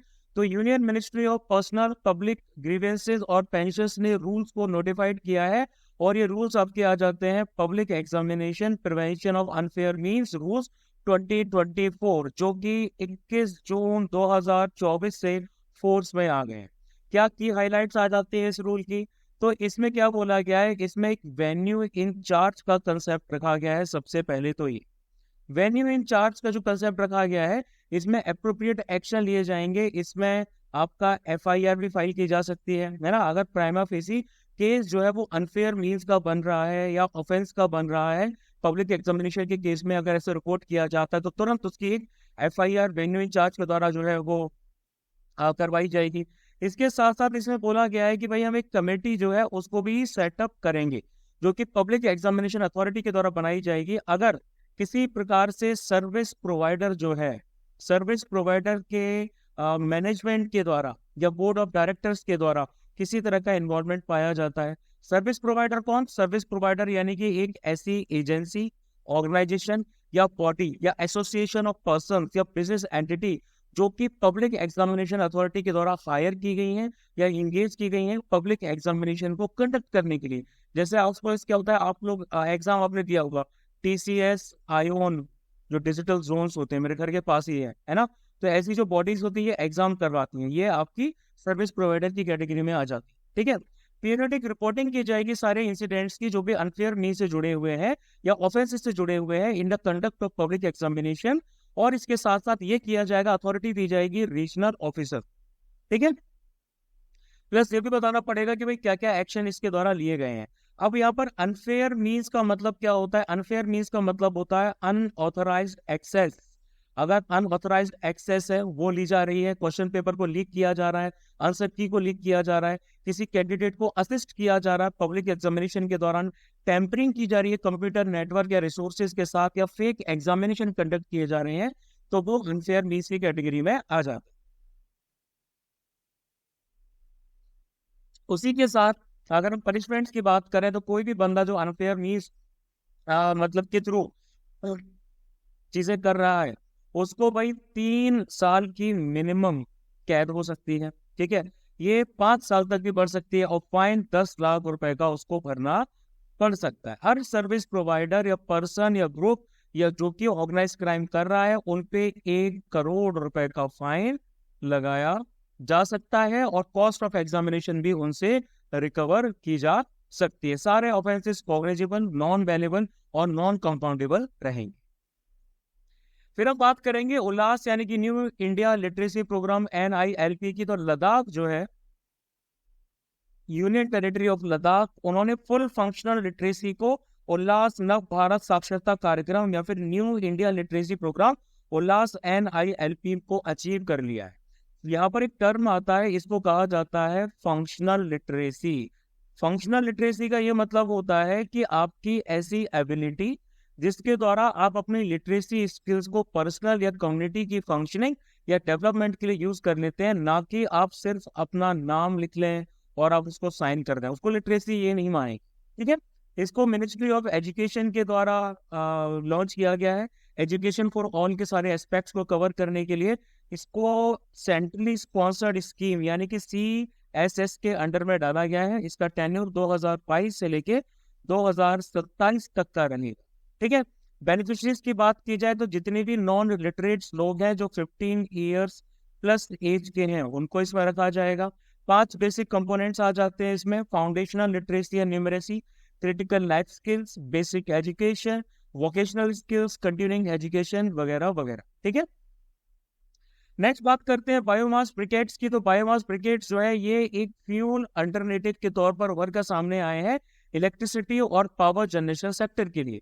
Presently जो बायोमास पैलेट्स होते हैं, ठीक है, उनको यूज किया जाता है कोल के अल्टरनेटिव के तौर। ठीक है, अब ये जो बायोमास ब्रिकेट्स होते हैं ना, ये आपके कुछ इस तरह के कॉम्पैक्ट ब्लॉक्स होते हैं ऑर्गेनिक मटेरियल के। इसमें आपका एग्रीकल्चरल रेसिड्यू आ सकता है, फॉरेस्ट का वेस्ट आ सकता है, वेस्ट बायोमास आ सकता है ना। ब्रिकेटिंग कैसे बनाई जाती है, यानी कि ब्रिकेटिंग का प्रोसेस क्या होता है? तो सीधी सी बात है, जितने भी बायोमास होते हैं ना, इन बायोमास की डेंसिफिकेशन किया जाता है, यानी कि इसकी डेंसिटी बढ़ाई जाती है, इनको कंप्रेस किया जाता है, बहुत ब्लॉक की तरह इनको बना दिया जाता है। ठीक है, ताकि ये रिन्यूएबल एनर्जी रिसोर्स की तरह फंक्शन कर सके। अब ये होते हैं कार्बन न्यूट्रल, फॉसिल फ्यूल से अलग, है ना। फॉसिल फ्यूल क्या करते हैं? CO2 छोड़ते हैं, रिलीज करते हैं जब वो बर्न होते हैं। तो भाई ये आपका CO2 एडिशनल नहीं छोड़ेंगे, नहीं रिलीज करेंगे, ग्रीन हाउस गैस एमिशंस को रोकेंगे। फिर आ जाते हैं एक्सरसाइज होपैक्स की तरफ। तो एक्सरसाइज होपैक्स एक जॉइंट मिलिट्री एक्सरसाइज है जो इंडियन एयरफोर्स के साथ साथ इजिप्शियन एयरफोर्स के बीच में कंडक्ट की जा रही है। सीधा सा एम है बायलैटरल और रीजनल कोऑपरेशन बढ़ाना। IAF के राफेल जो फाइटर जेट्स हैं, C-17 ग्लोब मास्टर है, IL-17 टैंकर्स हैं, वो पार्टिसिपेट करेंगे। इसकी लोकेशन है इजिप्ट में। नेक्स्ट बात करेंगे इंटरनेशनल क्रिमिनल कोर्ट यानी कि ICC ने अरेस्ट वारंट इशू किए हैं रसिया के चीफ ऑफ आर्मी के लिए, ठीक है, आर्मी चीफ के लिए और फॉर्मर डिफेंस मिनिस्टर के लिए on the allegation of war crime. तो ICC जो है ये वर्ल्ड की पहली परमानेंट और ट्रीटी बेस्ड ऑर्गेनाइजेशन है जो कि इम्पनिटी खत्म करती है। किन के लिए खत्म करती है? ऐसे परपेट्रेटर्स के लिए जिन्होंने most serious crimes of concern किए हो टू द इंटरनेशनल कम्युनिटी। इम्पनिटी का मतलब है जिनको सजा ना दी गई है या फिर सजा से मुक्ति दी गई है, ठीक है। मतलब कि इंडिविजुअल्स को 4 मेन एरियाज में ये लोग ट्रायल करते हैं उनका। जैसे कि एक तो आ जाता है जेनोसाइड, बड़ी संख्या में लोगों को मारना। वॉर क्राइम यानी कि वॉर के दौरान जो आपके जेनेवा कन्वेंशंस को उल्लंघन करना या फिर ऐसी चीजें करना जैसे कि कैप्टन सौरभ कालिया के साथ में पाकिस्तान ने की थी, है ना। क्राइम अगेंस्ट ह्यूमैनिटी जैसे कि भाई आपके पैलेस्टीन के लोगों ने किया था 7 अक्टूबर को इजराइल में, है ना। और क्राइम ऑफ एग्रेशन भी आ जाते हैं, ठीक है। हेडक्वार्टर की बात की जाए तो इनका हेडक्वार्टर है हैग, नीदरलैंड में। और फाउंडिंग ट्रीटी जो है उनकी वो आ जाती है रोम स्टैट्यूट, ठीक है। 124 कंट्रीज इनकी मेंबर्स हैं, स्टेट पार्टीज हैं। India is not a member, independent international organisation है और यूनाइटेड नेशन सिस्टम का पार्ट नहीं। फिर बात करेंगे लीडर ऑफ अपोजिशन की। तो रिसेंटली 18th लोकसभा जो आपकी बनाई गई थी उनमें एक लीडर ऑफ अपोजिशन भी होंगे जो कि ये पोस्ट 10 साल से वैकेंट रही थी क्योंकि भाई कोई इसको फुलफिल ही नहीं कर पा रहा था। तो लीडर जो लार्जेस्ट अपोजिशन पार्टी का होता है जिसके पास 1/10 तो मिनिमम सीट्स होनी ही चाहिए लोकसभा की टोटल स्ट्रेंथ की, उस बंदे को लोकसभा का लीडर ऑफ अपोजिशन घोषित किया जाता है ना। तो भाई उससे पहले जो कांग्रेस थी वो आपकी अपोजिशन पार्टी की स्टेटस में आ ही नहीं रही थी, इनको 1/10 सीट्स ही नहीं मिल रही थी। तो ऑफिस ऑफ जो LOP होता है इसको कॉन्स्टिट्यूशन में मेंशन नहीं किया गया है। ये तो भाई आपका एक बाद में बनाया गया एक पोजीशन है जो मतलब कॉन्स्टिट्यूशन के चले आ रहे मतलब कि कुछ ऐसे कन्वेंशंस वगैरह होते हैं उनके बेसिस पे ये बनाया गया, ठीक है। तो जो हमारा लीडर ऑफ अपोजिशन होता है, ठीक है, LOP जिसको कहा जाता है, ये दोनों हाउसेस ऑफ पार्लियामेंट में रहता है और इसको दिया गया था स्टैट्यूटरी रिकॉग्निशन, है ना, under the salaries and allowance of leader of opposition in parliament act 1977। और उनको सैलरी, अलाउंसेस और बाकी फैसिलिटीज एक कैबिनेट मिनिस्टर के बराबर की दी जाती। फिर बात करेंगे harmful chemicals in food packaging in plastics. तो कुछ एक्सपर्ट्स जो है उन्होंने कंसर्न्स रेज किए हैं कि भाई खाने को अगर आप ज्यादा हाई टेम्परेचर पे गर्म कर रहे हैं, है ना, और उसके बाद उसको पैक कर रहे हैं प्लास्टिक कंटेनर्स में, तो उससे हार्मफुल केमिकल्स जो है लाइक हमारा आ जाता है बाइसफिनॉल A, ठीक है, पैथेलेट्स आ जाता है और स्टेरीन आ जाता है। ये खाने के अंदर लीच कर सकते हैं यानी कि धीरे धीरे खाने के अंदर जा सकते हैं। अगर हम बाइसफिनॉल A की बात करें तो इसको PPA नाम से बुलाया जाता है, ठीक है। मतलब कि जब ये दूसरे केमिकल्स के साथ इसको कंबाइन किया जाता है जिससे सर्टेन प्लास्टिक्स और रेजिन्स का मैन्युफैक्चरिंग की जाती है, जब लॉन्ग टर्म एक्सपोजर PPA से होता है तो उसकी वजह से ब्रेस्ट और आपका जो प्रोस्टेट कैंसर होता है ये दोनों के चांसेस बढ़ जाते हैं, ठीक है। पैथेलेट्स की बात करें तो इससे प्लास्टिक्स को ज्यादा फ्लेक्सिबल और ड्यूरेबल बनाया जाता है। ये हमारे एंडोक्राइन सिस्टम के साथ में इंटरफेयर कर सकता है, हार्मोनल रेगुलेशन हमारी बॉडी का रोक देता है। स्टेरीन की बात करें तो ये कलरलेस फ्लेमेबल लिक्विड होता है, जो हल्की मीठी से सुगंध होती है, हाईली वॉलेटाइल होता है और ये होता है कार्सिनोजेनिक, यानी कि इसके अंदर कार्सिनोजेंस पाए जाते हैं जिससे नर्वस सिस्टम इश्यूज हो सकते हैं, प्लस कैंसर इंड्यूसिंग चीजें भी हो सकती हैं, हेडेक्स और डिजीनेस वगैरह भी हो सकती है। फिर बात करेंगे चैंग E6 की। तो चैंग E6 प्रोब जो है ये चाइना ने लॉन्च किया था इन्होंने सक्सेसफुली पहले जो सैंपल्स हैं वो लेके आए हैं, जो कि मून की फार साइड से इन्होंने कलेक्ट किए। ठीक है, ऐसा पहले किसी ने नहीं किया है। मून के फार साइड पे पहुंचना बहुत चैलेंजिंग है उसकी रिमोटनेस की वजह से। प्लस ये एरिया जो है वो पूरा काफी ज्यादा रगेड है, बहुत बड़े बड़े गड्ढे हैं, क्रेटर्स हैं, और फ्लैट एरियाज यहाँ पर बहुत कम है। तो ये चाइना का 6th मिशन है मून का। ठीक है, और फार साइड में देखा जाए तो ये उनका 2nd मिशन है। 2019 में चाइना पहली कंट्री बनी थी जिन्होंने एक probe U2 far side of the moon पे उतारा था। सैंपल से बहुत सारी थ्योरीज को समझने में हेल्प मिलेगी मून के फॉर्मेशन के बारे में। इसके साथ साथ सेंटर जो मून का है उसका कंपोजिशन क्या है, ये सब के बारे में पता चले। फिर बात करते हैं सुचेता कृपलानी जी की। 1908 टू 1974 एमिनेंट फ्रीडम फाइटर और इंडिया की पहली women chief minister of Uttar Pradesh 1963 में। ठीक है, इनको उनकी बर्थ एनिवर्सरी यानी कि 25 जून को रिमेंबर किया गया। इंडियन पॉलिटिशियन थी, फ्रीडम फाइटर। इनका जन्म अंबाला में हुआ यानी कि हरियाणा में। ये उन 15 वुमेन्स में से एक थी जो कि ड्राफ्टिंग कमेटी की पार्ट थी। ठीक है, 15 वुमेन थी ड्राफ्टिंग कमेटी की पार्ट। इसमें सुचेता कृपलानी जी भी थी। फाउंडिंग मेंबर थी ऑल इंडिया महिला कांग्रेस की, जिसकी स्थापना 1940 को की गई। क्विट इंडिया मूवमेंट में पार्टिसिपेट किया, और उसके बाद साथ साथ उन्होंने बहुत सारी रिलीफ एक्टिविटीज, जैसे कि 1934 का जो बिहार अर्थक्वेक था, 1946 की जो नोआखली की प्री पार्टीशन एंटी हिंदू दंगे थे उनमें, और बहुत सारे डेलीगेशंस का पार्ट भी रही है, like parliamentary delegation to Turkey, international labour organisation 1961, United Nation general assembly 1949 etcetera. Next खबर आती है UNODC release annual drug world drug report 2024। तो United Nations office on drug and crime यानी कि यूएनओडीसी, उन्होंने इस रिपोर्ट को रिलीज किया है वर्ल्ड ड्रग डे पर। ठीक है, या फिर international day against drug abuse and illicit trafficking नाम आ जाता है इसका। 1987 से यूएन क्या करता है, वर्ल्ड ड्रग डे को ऑब्जर्व करता है 26 जून। ठीक है, ड्रग फ्री वर्ल्ड अचीव करना उनका उद्देश्य है। इस रिपोर्ट के की हाइलाइट्स की बात करें तो ड्रग अब्यूज में बढ़ोतरी हुई है। 2022 की हम बात करें तो इलिसिट ड्रग्स यूज करने वालों की संख्या 292 मिलियन पहुंच चुकी है। मोस्ट अब्यूज ड्रग्स में भाई हमारी आ जाती है कैनाबिस, उसके बाद में ओपियोइड्स आ जाता है, एम्फेटामाइंस आ जाते हैं, कोकीन आ जाती है, और उसके बाद आ जाती है एक्सटेसी। ठीक है, सबसे ज्यादा अफेक्टेड रीजन्स की बात करते हैं तो क्रिमिनल एक्टिविटी और ट्रैफिकिंग सबसे कॉमन रिमोट रीजन्स पे होते हैं, जिनके पास मल्टीपल बॉर्डर्स हैं और लिमिटेड गवर्नेंस है, जैसे कि ट्रिपल फ्रंटियर एरिया।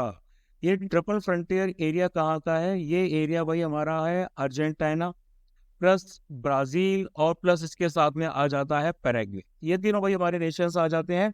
और गोल्डन ट्रायंगल भी आपको पता है, गोल्डन ट्रायंगल यानी कि लाओस, इसके साथ साथ म्यांमार और थाईलैंड। ठीक है, और कैनाबिस लेजिस्लेशन की बात करते हैं तो कैनाबिस को तकरीबन कनाडा, उरुग्वे और 27 ऐसी जगह थी यूएस में जहां पर इनको लीगलाइज कर दिया गया। ठीक है, फिर बात करते हैं 18th Lok Sabha speaker elected by voice vote. तो भाई प्रोटेम स्पीकर के बाद में जो हमारे 18th लोकसभा स्पीकर हैं उनको अब वॉइस नोट के द्वारा इलेक्ट कर लिया गया है।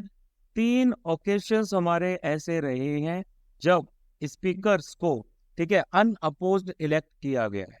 आर्टिकल 93 ये कहता है कि लोकसभा चूज करेगी अपने 2 मेंबर्स को, एक को स्पीकर के तौर पे, एक को डेप्यूटी स्पीकर के तौर पे। ठीक है, एक डेट फिक्स की जाएगी प्रेसिडेंट के द्वारा, और ये एक सिंपल मेजॉरिटी वोटिंग के द्वारा की जाएगी, मेंबर्स प्रेजेंट एंड वोटिंग के द्वारा। ठीक है, ऑफिस की बात करें तो स्पीकर आपका प्रिसाइडिंग ऑफिसर होता है जो कि day to day functioning Lok Sabha की करवाता है। टर्म की बात की जाए तो इनका टर्म जो रहता है वो तकरीबन 5 साल का रहता है, यानी कि लोकसभा के साथ ही आता है। लेकिन लोकसभा जब डिसॉल्व हो जाती है, डिसोल्यूशन हो जाता है, उसके बाद भी इनका टर्म खत्म नहीं होता, यानी कि इनका टर्म खत्म होता है जब तक नेक्स्ट बंदा ना आ जाए। ठीक है, ये री इलेक्शन के लिए भी एलिजिबल होते हैं। रिस्पॉन्सिबिलिटीज वगैरह ये सब हमने ऑलरेडी पॉलिटी में कवर कर रखी है, बहुत नॉर्मल। फिर बात करेंगे UGC net exam paper leaked और डार्क नेट। तो भाई सेंटर के हिसाब से पेपर जो लीक हुआ है डार्क नेट पे, इसकी वजह से यूजीसी एनईटी पेपर जो है उसको कैंसिल कर दिया गया। ठीक है, अब डार्क नेट की बात करें तो ये इंटरनेट का वो पार्ट है जिसको आप एसेस नहीं कर सकते ट्रेडिशनल गूगल सर्च से या फिर किसी और सर्च इंजन की हेल्प से, है ना, गूगल वगैरह की हेल्प से, और नॉर्मल ब्राउजर्स लाइक क्रोम या सफारी के द्वारा भी ये एसेसिबल नहीं होता। ठीक है, ये नॉन स्टैंडर्ड कम्युनिकेशन प्रोटोकॉल के द्वारा यूज किया जाता है, जिसके द्वारा आईएसपी इंटरनेट सर्विस प्रोवाइडर्स के लिए अवेलेबल नहीं होता है। ठीक है, और इवन गवर्नमेंट अथॉरिटीज के लिए भी कई बार असेसेबल नहीं रहता। ठीक है, तो डार्क नेट पे जो कंटेंट होता है वो इनक्रिप्टेड होता है, आपको बहुत स्पेसिफिक ब्राउजर्स चाहिए होंगे, जैसे कि TOR आ जाता है। ठीक है, द ऑनियन रिंग इसको नाम बुलाया जाता है इन पेजेस को एक्सेस करने के लिए। और ये डीप वेब का वो पार्ट होता है जहां पर बेसिकली साइट्स को पासवर्ड के द्वारा सिलेक्ट किया, सॉरी, प्रोटेक्ट किया जाता है। ठीक है, ये जो पार्ट होता है इंटरनेट का, ये जनरल पब्लिक के लिए इतना आसानी से मतलब अवेलेबल नहीं रहता है। ठीक है, जो पार्ट वही अवेलेबल रहता है इसको कहा जाता है सरफेस वेब। फिर बात करते हैं माइग्रेशन एंड डेवलपमेंट ब्रीफ 2024 की। तो इस ब्रीफ को रिलीज किया गया वर्ल्ड बैंक ग्रुप के द्वारा। ठीक है, इसमें ये बोला गया है remittances slowed in 2023, expected to grow faster in 2024। Remittances क्या होते हैं? रेमिटेंसेस फ्लो जो आपके लो और मिडिल इनकम कंट्रीज के लिए जो जा रहे हैं वो $656 बिलियन पहुंच चुके। टॉप 5 रेसिपिएंट कंट्रीज कौन कौन सी हैं? इंडिया आ जाती है, $120 बिलियन, मैक्सिको, चाइना, फिलीपींस और पाकिस्तान। रेमिटेंसेस का मतलब होता है कि कंट्री ए में कोई बंदा काम कर रहा है, वो यहाँ से पैसा अपनी होम कंट्री में भेज रहा है अपने घर वालों के। ठीक है, माइग्रेशन की बात करेंगे तो टॉप डेस्टिनेशंस माइग्रेशन के लिए आ जाती है US, then Germany, then Saudi Arabia, then Russia and then UK. Latest origin countries की बात करें तो यूक्रेन, चाइना, मैक्सिको और वेनेजुएला आ जाती है। लार्जेस्ट माइग्रेशन कॉरिडोर मैक्सिको से यूएस के लिए। फिर आएगी बात इक्वल रिम्यूनरेशन एक्ट 1976 की। मिनिस्ट्री ऑफ लेबर और एम्प्लॉयमेंट ने मीडिया रिपोर्ट्स को नोटिस लिया है, और इसमें ये बोला गया है कि मैरिड जो वुमेन है उनको बेसिकली हायर नहीं किया जा रहा है एप्पल आईफोन प्लांट। ठीक है, ये एप्पल का आईफोन प्लांट है इंडिया में वहां पर। ठीक है, तो इक्वल रेम्यूनरेशन एक्ट क्या कहता है? ये बोलता है कि मैन और वुमेन वर्कर्स को सेम वर्क के लिए, सिमिलर नेचर के लिए सेम पेमेंट दिया जाएगा। डिस्क्रिमिनेशन नहीं होगा मैन और वुमेन वर्कर्स के हायरिंग के दौरान, रिक्रूटमेंट के दौरान। सेंट्रल गवर्नमेंट नोटिफिकेशन के हिसाब से रूल्स बना सकते हैं इस एक्ट में फर्दर प्रोविजंस ऐड करने की। Next, prohibition of insider trading, PIT regulations. तो भाई सेबी ने क्या किया है? सेबी ने PIT के रेगुलेशंस को अमेंड किया है ताकि इनसाइडर ट्रेडर्स को ट्रेडिंग प्लान्स के लिए फ्लेक्सिबिलिटी दी जा सके। इनसाइडर का क्या मतलब होता है? इनसाइडर का मतलब होता है कोई भी ऐसा इंसान, यूजुअली सीनियर मैनेजमेंट में या ऑफिशियल्स वगैरह रहते हैं, जो किसी कंपनी के अंदर रहते हैं और अनपब्लिश्ड प्राइस सेंसिटिव डेटा जो रहता है, इंफॉर्मेशन जो रहता है, जिसको UPSI कहा जाता है, उसका एक्सेस रहता है उनके पास। तो PIT के अंदर में इनसाइडर्स को एक नैरो विंडो जो है वो प्रोवाइड करी जाती है ताकि वो ट्रेडिंग कर सके, ताकि इनसाइडर ट्रेडिंग जो है वो ना हो पाए। इनसाइडर ट्रेडिंग तो आपको पता ही होगा। इनसाइडर ट्रेडिंग में क्या होता है कि भाई इनसाइडर्स जिनके पास एक्सेस रहता है या नॉलेज रहता है नॉन पब्लिक इंफॉर्मेशन का किसी कंपनी के बारे में, जिससे उसके शेयर प्राइस में इम्पैक्ट पड़ेगा, अब वो क्या कर सकते हैं? इस इंफॉर्मेशन को किसी ट्रेडर्स के साथ या किसी और के साथ शेयर कर सकते हैं ताकि उससे उनको मॉनेटरी बेनिफिट्स मिल जाए, है ना। और उसके बाद में ये जो पूरा कंसोर्टियम होता है, इंडिविजुअल इंसाइडर्स रहते हैं, ये मॉनेटरी बेनिफिट्स आपके इसी बेसिस पे अचीव कर सकते हैं। ठीक है, तो इंसाइडर्स जो रहते हैं उनको एक ट्रेडिंग प्लान देना पड़ता है जिसमें स्पेसिफाई करना पड़ता है शेयर प्राइस, अमाउंट और ट्रांजेक्शन डेट को एडवांस में ही। इससे जो सिक्योरिटीज की ट्रेडिंग होती है वो एक कंप्लाइंट मैनर में होती है और अनड्यू बेनिफिट इनको नहीं मिलता। फिर बात करेंगे सेंट्रल इलेक्ट्रॉनिक्स लिमिटेड CEL की। तो CEL को मिनी रत्न फर्स्ट यानी कि 1 सॉरी मिनी रत्न 1 का स्टेटस, कैटेगरी 1 का स्टेटस जो है वो दे दिया गया है। ठीक है, अब मिनी रत्न कैटेगरी 1 की एलिजिबिलिटी के लिए क्या होना चाहिए भाई? सबसे पहली बात तो है कि पिछले 3 सालों के अंदर कंटिन्यूसली उस कंपनी ने प्रॉफिट अचीव किया हो। ठीक है, प्री टैक्स प्रॉफिट यानी कि टैक्स लगाने से पहले वाला प्रॉफिट जो है वो आपका 30 करोड़ से ज्यादा होना चाहिए, या तो 30 करोड़ होना चाहिए या फिर उससे ज्यादा होना चाहिए। ये भी पिछले 3 सालों में से किसी एक साल में ऐसा होना चाहिए। और एक पॉजिटिव नेट वर्थ होना चाहिए, यानी कि बैलेंस शीट बढ़िया तरीके से मेंटेन होना चाहिए। सीएल की बात करें तो ये आ जाता है department of scientific and industrial research, DSIR के अंडर में आ जाता है। ठीक है, जो कि ministry of science and technology के अंडर में लाई करता है। 1974 में इसको एस्टेब्लिश किया गया था इंडिजीनियस टेक्नोलॉजीज को एक्सप्लॉइट करने के लिए कमर्शियली तरीके से, और सोलर फोटोवोल्टिक यानी कि एसपीवी के फील्ड में इन्होंने काफी कुछ अचीव किया है। फिर बात करेंगे माइक्रोवेव ऑब्सक्यूरेंट चैफ रॉकेट यानी कि MOCR। तो DRDO वाले जो हैं उन्होंने MOCR medium range microwave obscurant chaff rocket को किसको दिया है भाई? हमारी इंडियन नेवी को हैंडओवर कर दिया है। ठीक है, इसको डेवलप किया गया है DRDO की डिफेंस लेबोरेटरी जो कि जोधपुर में सिचुएटेड है। ठीक है, पर्पस इसका सीधा सा काम है कि जो रेडार सिग्नल्स हैं उनको ऑब्सक्योर करना है, उनको डिटेक्शन जो रहता है वो रिड्यूस करना है। चैफ क्या होता है भाई? चैफ एक पैसिव इलेक्ट्रॉनिक काउंटर मेजर होता है जिसके द्वारा आपका इलेक्ट्रिकली कंडक्शन वगैरह किया जाता है, जो आपके माइक्रोवेव डायपोल के कुछ एलिमेंट्स होते हैं उनका। ठीक है, मतलब जब इस रॉकेट को फायर किया जाता है तो ये एक माइक्रोवेव ऑब्सक्योरेंट क्लाउड बना लेते हैं स्पेस में, और एक इफेक्टिव शील्ड टाइप की क्रिएट कर लेते हैं ताकि जो रेडियो फ्रीक्वेंसी सीकर्स हैं जो उसके द्वारा आइडेंटिफाई करना चाहते हैं वो ना कर पाए। फिर आएगी बात लेक नेट्रॉन की। तो क्लाइमेट का इम्पैक्ट तंजानिया के लेक नाइट्रॉन में देखा जा सकता है। ठीक है, ये ईस्ट अफ्रीकन पॉपुलेशन जो है लेसर फ्लेमिंगो की, उनकी ब्रीडिंग साइट का एकमात्र जगह आ जाती है, only significant and regular breeding site आ जाती है। ठीक है, 75% वर्ल्ड पॉपुलेशन जो इस स्पीसीज की है, लेजर फ्लेमिंगो की है, वो हर साल लेक नेट्रॉन पे आते हैं ब्रीड करने के लिए। यहाँ पर आपका वार्म वाटर्स भी आपको मिलेंगे, इसके साथ साथ यहाँ पर सॉल्ट का कंपोजिशन भी है, कॉस्टिक सोडा भी है, इसके साथ साथ मैग्नेसाइट के डिपॉजिट्स भी मिलेंगे जिससे इसका pH 10.5 तक पहुंच जाता है।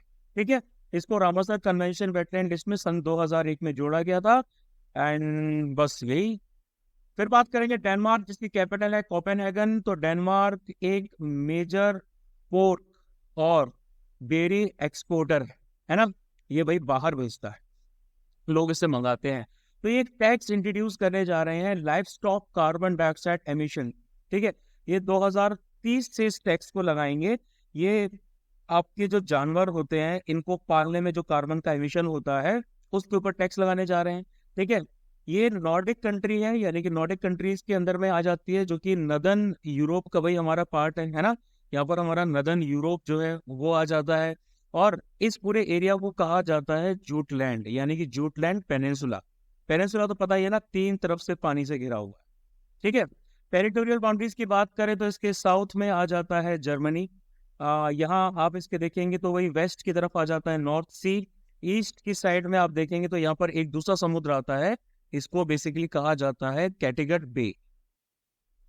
ठीक है, जो कि यहाँ इस साइड लाई कर जाती है, सॉरी ऊपर लाई कर जाती है, ये नहीं, ये तो सर तो बाल्टिक सी आ गया। ठीक है, उसके बाद में आइलैंड्स की बात करते हैं तो भाई डेनमार्क जो है ये एक आर्कीपेलागो है, यानी कि टोटल यहाँ पर 400 के करीब आइलैंड्स हैं, जिसमें से जो सबसे बड़ा आइलैंड है उसको जियालैंड कहा जाता है। बड़ा मन है यार मेरे डेनमार्क घूमने का। लॉन्गेस्ट रिवर जो है यहाँ की वो है ग्यूडेना। ठीक है, क्लाइमेट की बात की जाए तो वार्म जो गल्फ स्ट्रीम है भाई आपका नॉर्थ अटलांटिक करंट है, वो इस एरिया के टेम्परेचर को रेगुलेट करता है, और यहाँ बारिश थ्रू आउट द ईयर होती रहती। फिर बात कर रहे थे 2024 इंटरनेशनल MSME डे कमेमोरेटेड। तो वही वर्ल्ड माइक्रो स्मॉल और medium size enterprises MSMEs day को सेलिब्रेट किया गया 27 जून को। ठीक है, थीम रखी गई MSMEs and SDGs। MSME SDG 8 के जो भाई आपके फ्रेमवर्क है ना, उसको इम्प्लीमेंट करने के लिए बहुत ज्यादा जरूरी है। एसडीजी 8 का मतलब है decent work and economic growth. ठीक है, ये एसडीजी 8 गोल आ जाता है। ठीक है, और एसडीजी 9 पे आ जाता है। एसडीजी 9 कहता है इंडस्ट्री, इनोवेशन और इंफ्रास्ट्रक्चर। ग्लोबली एमएसएमईज को देखा जाए तो 90% बिजनेस इन्हीं के थ्रू होता है, 60 to 70% एम्प्लॉयमेंट इन्हीं के थ्रू होता है, और 50% जीडीपी को जनरली ये वर्ल्ड को कंट्रीब्यूट करती है। इंडिया में एमएसएमई का जो ग्रॉस वैल्यू एडेड शेयर आ जाता है ऑल इंडिया जीडीपी में, वो आ जाता है 29% के आसपास। 2021 और 2022 का डेटा है। और इसका जो शेयर है एक्सपोर्ट में, यानी कि जो सामान हमारा बाहर जाता है, वो 43% के आसपास है 2022-2023 में। ये डेफिनेशंस आ जाती हैं जो जनरली आपसे एग्जाम में पूछी जाती हैं। माइक्रो में 1 करोड़ से कम का इन्वेस्टमेंट और प्लांट मशीनरी रहती है।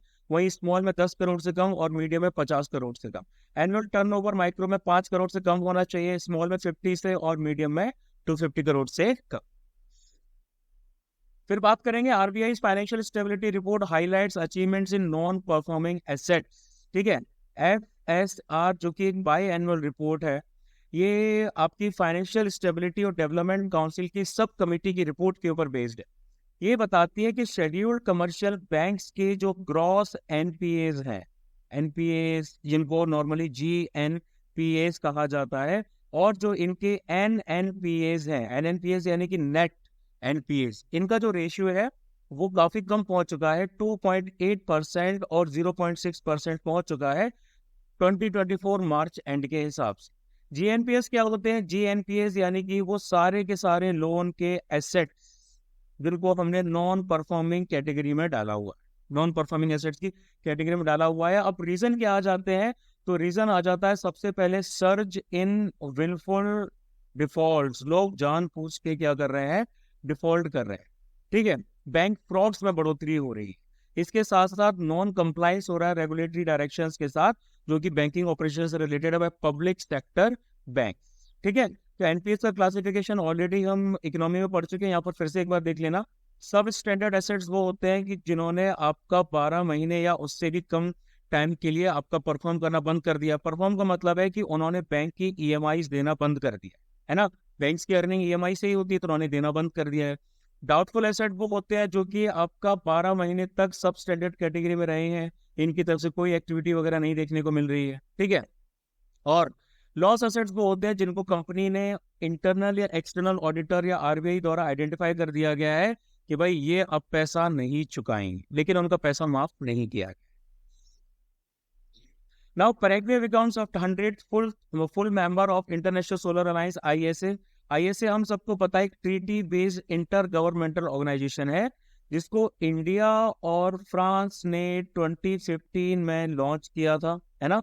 COP21 जो United Nations framework convention on climate change, यानी कि UNFCC, जो आपका पेरिस में कंडक्ट किया गया था, तब इसको लॉन्च किया गया। इसका हेडक्वार्टर आ जाता है गुरुग्राम, इंडिया में। ऑब्जेक्टिव क्या है कि भाई एक डेडिकेटेड प्लेटफॉर्म डेवलप करना है, कॉपरेशन लेना है सारे मेंबर स्टेट्स का, सोलर रिसोर्स रिच कंट्रीज का सपोर्ट लेना है, ताकि सोलर एनर्जी के यूज को बढ़ाया जा सके। ठीक है, इसके बाद RBI announces SAARC currency swap framework for 2024-2027। RBI ने यूनियन गवर्नमेंट के साथ कंकरेंस में मिलकर फ्रेमवर्क को रिवाइज किया है, जिसके अंडर आरबीआई क्या कर सकता है? अब बायलैटरल स्वैप एग्रीमेंट्स में पार्टिसिपेट कर सकता है। किसके साथ में? सार्क सेंट्रल बैंक के साथ, सार्क कंट्रीज के जो भाई सेंट्रल बैंक है उनके साथ में, जो स्वैप फैसिलिटी अवेल करना चाहते। तो एक करेंसी स्वैप अरेंजमेंट क्या होता है? ये एक कॉन्ट्रैक्ट होता है जिसके अंदर दो काउंटर पार्टीज होती हैं, है ना। ये एग्री करती हैं कि भाई जो अपनी करेंसीज को क्या करेंगी, ये एक्सचेंज कर लेंगी एक सेट रेट पे, एक प्री डिटरमाइंड रेट पे करेंगी, और फिर इसको री एक्सचेंज कर लेंगी उन्हीं करेंसीज को एक दूसरी रेट पे, जिसको उन्होंने फ्यूचर में क्या कर रखा है? फिक्स कर रखा है। इससे पहले 2012 में जो सार्क कंट्रीज थी, उन्होंने फ्रेमवर्क लाया था करेंसी स्वैप मैकेनिज्म का, ताकि short term forest liquidity requirement को पूरा किया जा सके, है ना। इससे फाइनेंशियल स्टेबिलिटी बनी रहती है क्राइसिस के टाइम पे, और आपका फॉरेस्ट लिक्विडिटी रिक्वायरमेंट्स भी फंड वगैरह हो जाती हैं। फिर आता है multiple sections of telecommunications act 2023 come into effect. ठीक है, इसका सीधा सा एम ये है कि भाई लॉज डेवलप करने हैं related to the development, expansion, operation of telecommunication services, telecommunication networks, और इसमें principles of inclusion, security, growth और रिस्पॉन्सिवनेस आ जाते। इसके द्वारा जो इंडियन टेलीग्राफ एक्ट है भाई, बहुत पुराना वाला हमारा एक्ट है, ठीक है, ये आ जाता है 1885 का, उसको रिपील किया गया है, ठीक है। और इंडियन वायरलेस टेलीग्राफी एक्ट 1933 को भी रिपील किया गया है। फर्दर फैक्ट्री फार्मिंग की बात करते हैं, ये टर्म कहाँ यूज किया जाता है, तो रिसेंटली एक रिपोर्ट आई है, उससे कंसर्न्स काफी ज्यादा खड़े हुए हैं कि इंटेंसिव एनिमल एग्रीकल्चर जो किया जा रहा है उसको लेके, ठीक है। तो फैक्ट्री फार्मिंग का मतलब रहता है एक ऐसा सिस्टम जिसमें जानवरों को यानी कि लाइफ स्टॉक को पाला जाता है, या फिर पोल्ट्री जो है उनको पाला जाता है, एक ऐसी हाई डेंसिटी फैसिलिटी में जहाँ पर जगह कम होती है और इनकी संख्या ज्यादा रहती है ना। और यहाँ पे कंट्रोल्ड कंडीशंस में प्रोडक्शन एफिशिएंसी को मैक्सिमाइज करने के लिए, डेयरी प्रोडक्ट्स का आउटपुट मैक्सिमाइज करने के लिए लोअर कॉस्ट वाले तरीके जो हैं वो अपनाए जाते हैं, ठीक है। अब इसके इम्पैक्ट्स क्या आ जाते हैं, तो देखो सबसे पहले है एंटीबायोटिक रेजिस्टेंस, एंटीबायोटिक्स का असर पड़ना बंद हो जाता है। यानी कि 53% जो एग सैंपल्स लिए गए हैं उसमें ये देखा गया है कि मल्टीपल एंटीबायोटिक्स का इनके ऊपर कोई असर नहीं हो रहा है। जूनोटिक डिसीजेस का भी एक टॉपिक इसमें आ जाता है, यानी कि 60% नोन और 75% इमर्जिंग इन्फेक्शियस डिसीजेस जो जूनोटिक है ओरिजिन में, वो भाई यहीं से आ जाती हैं। इन्वायरमेंटल डिग्रेडेशन यानी कि ग्लोबल ग्रीन हाउस गैसेस का एमिशन 40 से लेकर 16% तक यहाँ से हो रहा है। और इनकी जो डाइट्स है एनिमल प्रोडक्ट्स की, जो क्या बोलते हैं, अगर आप ज्यादा डाइट लेते हैं एनिमल प्रोडक्ट्स को यूज करते हैं तो उससे कार्डियोवास्कुलर डिसीजेस, कैंसर और डायबिटीज वगैरह हो जाता है। फिर बात करेंगे president's address to the parliament. तो प्रेसिडेंट ने जॉइंट सिटिंग पार्लियामेंट को एड्रेस किया है after the formation of the 18th Lok Sabha, है ना। काफी सारे नए टॉपिक्स आए भाई यहाँ से। अब ये कौन से आर्टिकल के अंडर में ऐसा कर सकती है, तो आर्टिकल 86 अलाउ करता है प्रेसिडेंट को इधर हाउस ऑफ पार्लियामेंट या बोथ हाउसेस ऑफ पार्लियामेंट को एक साथ एड्रेस करने के लिए। अभी तक प्रोविजन प्रेसिडेंट ने इस प्रोविजन का जो है यूज नहीं किया था, ठीक है। अब आर्टिकल जो 87 है वो क्या करता है, वो ये प्रोवाइड कराता है तो ऐसे इंस्टेंसेस हैं जब प्रेसिडेंट स्पेसिफिकली दोनों हाउसेस को एक साथ असेंबल करके एड्रेस कर सकती है। पहला तो आ जाता है कि जब फर्स्ट सेशन आपका कंडक्ट किया जा रहा है इलेक्शन के बाद में, और आपका जब फर्स्ट सेशन आ जाता है हर ईयर की बिगिनिंग, ठीक है। ओरिजिनली जो आर्टिकल 87 का जो सेक्शन 1 था उसमें ये बोला गया था कि president both houses of parliament को हर सेशन के कमेंसमेंट से पहले एड्रेस करे, ठीक है। उसके बाद इसको बाद में अमेंड कर दिया। फिर आ जाता है committee of privileges of Rajya Sabha. तो प्रिविलेजेस कमेटी ऑफ राज्यसभा जो है उन्होंने 12 अपोजिशन के मेंबर ऑफ पार्लियामेंट को गिल्टी हेल्ड किया है for the misconduct. House proceedings के दौरान उन्होंने जो है मिसकंडक्ट किया।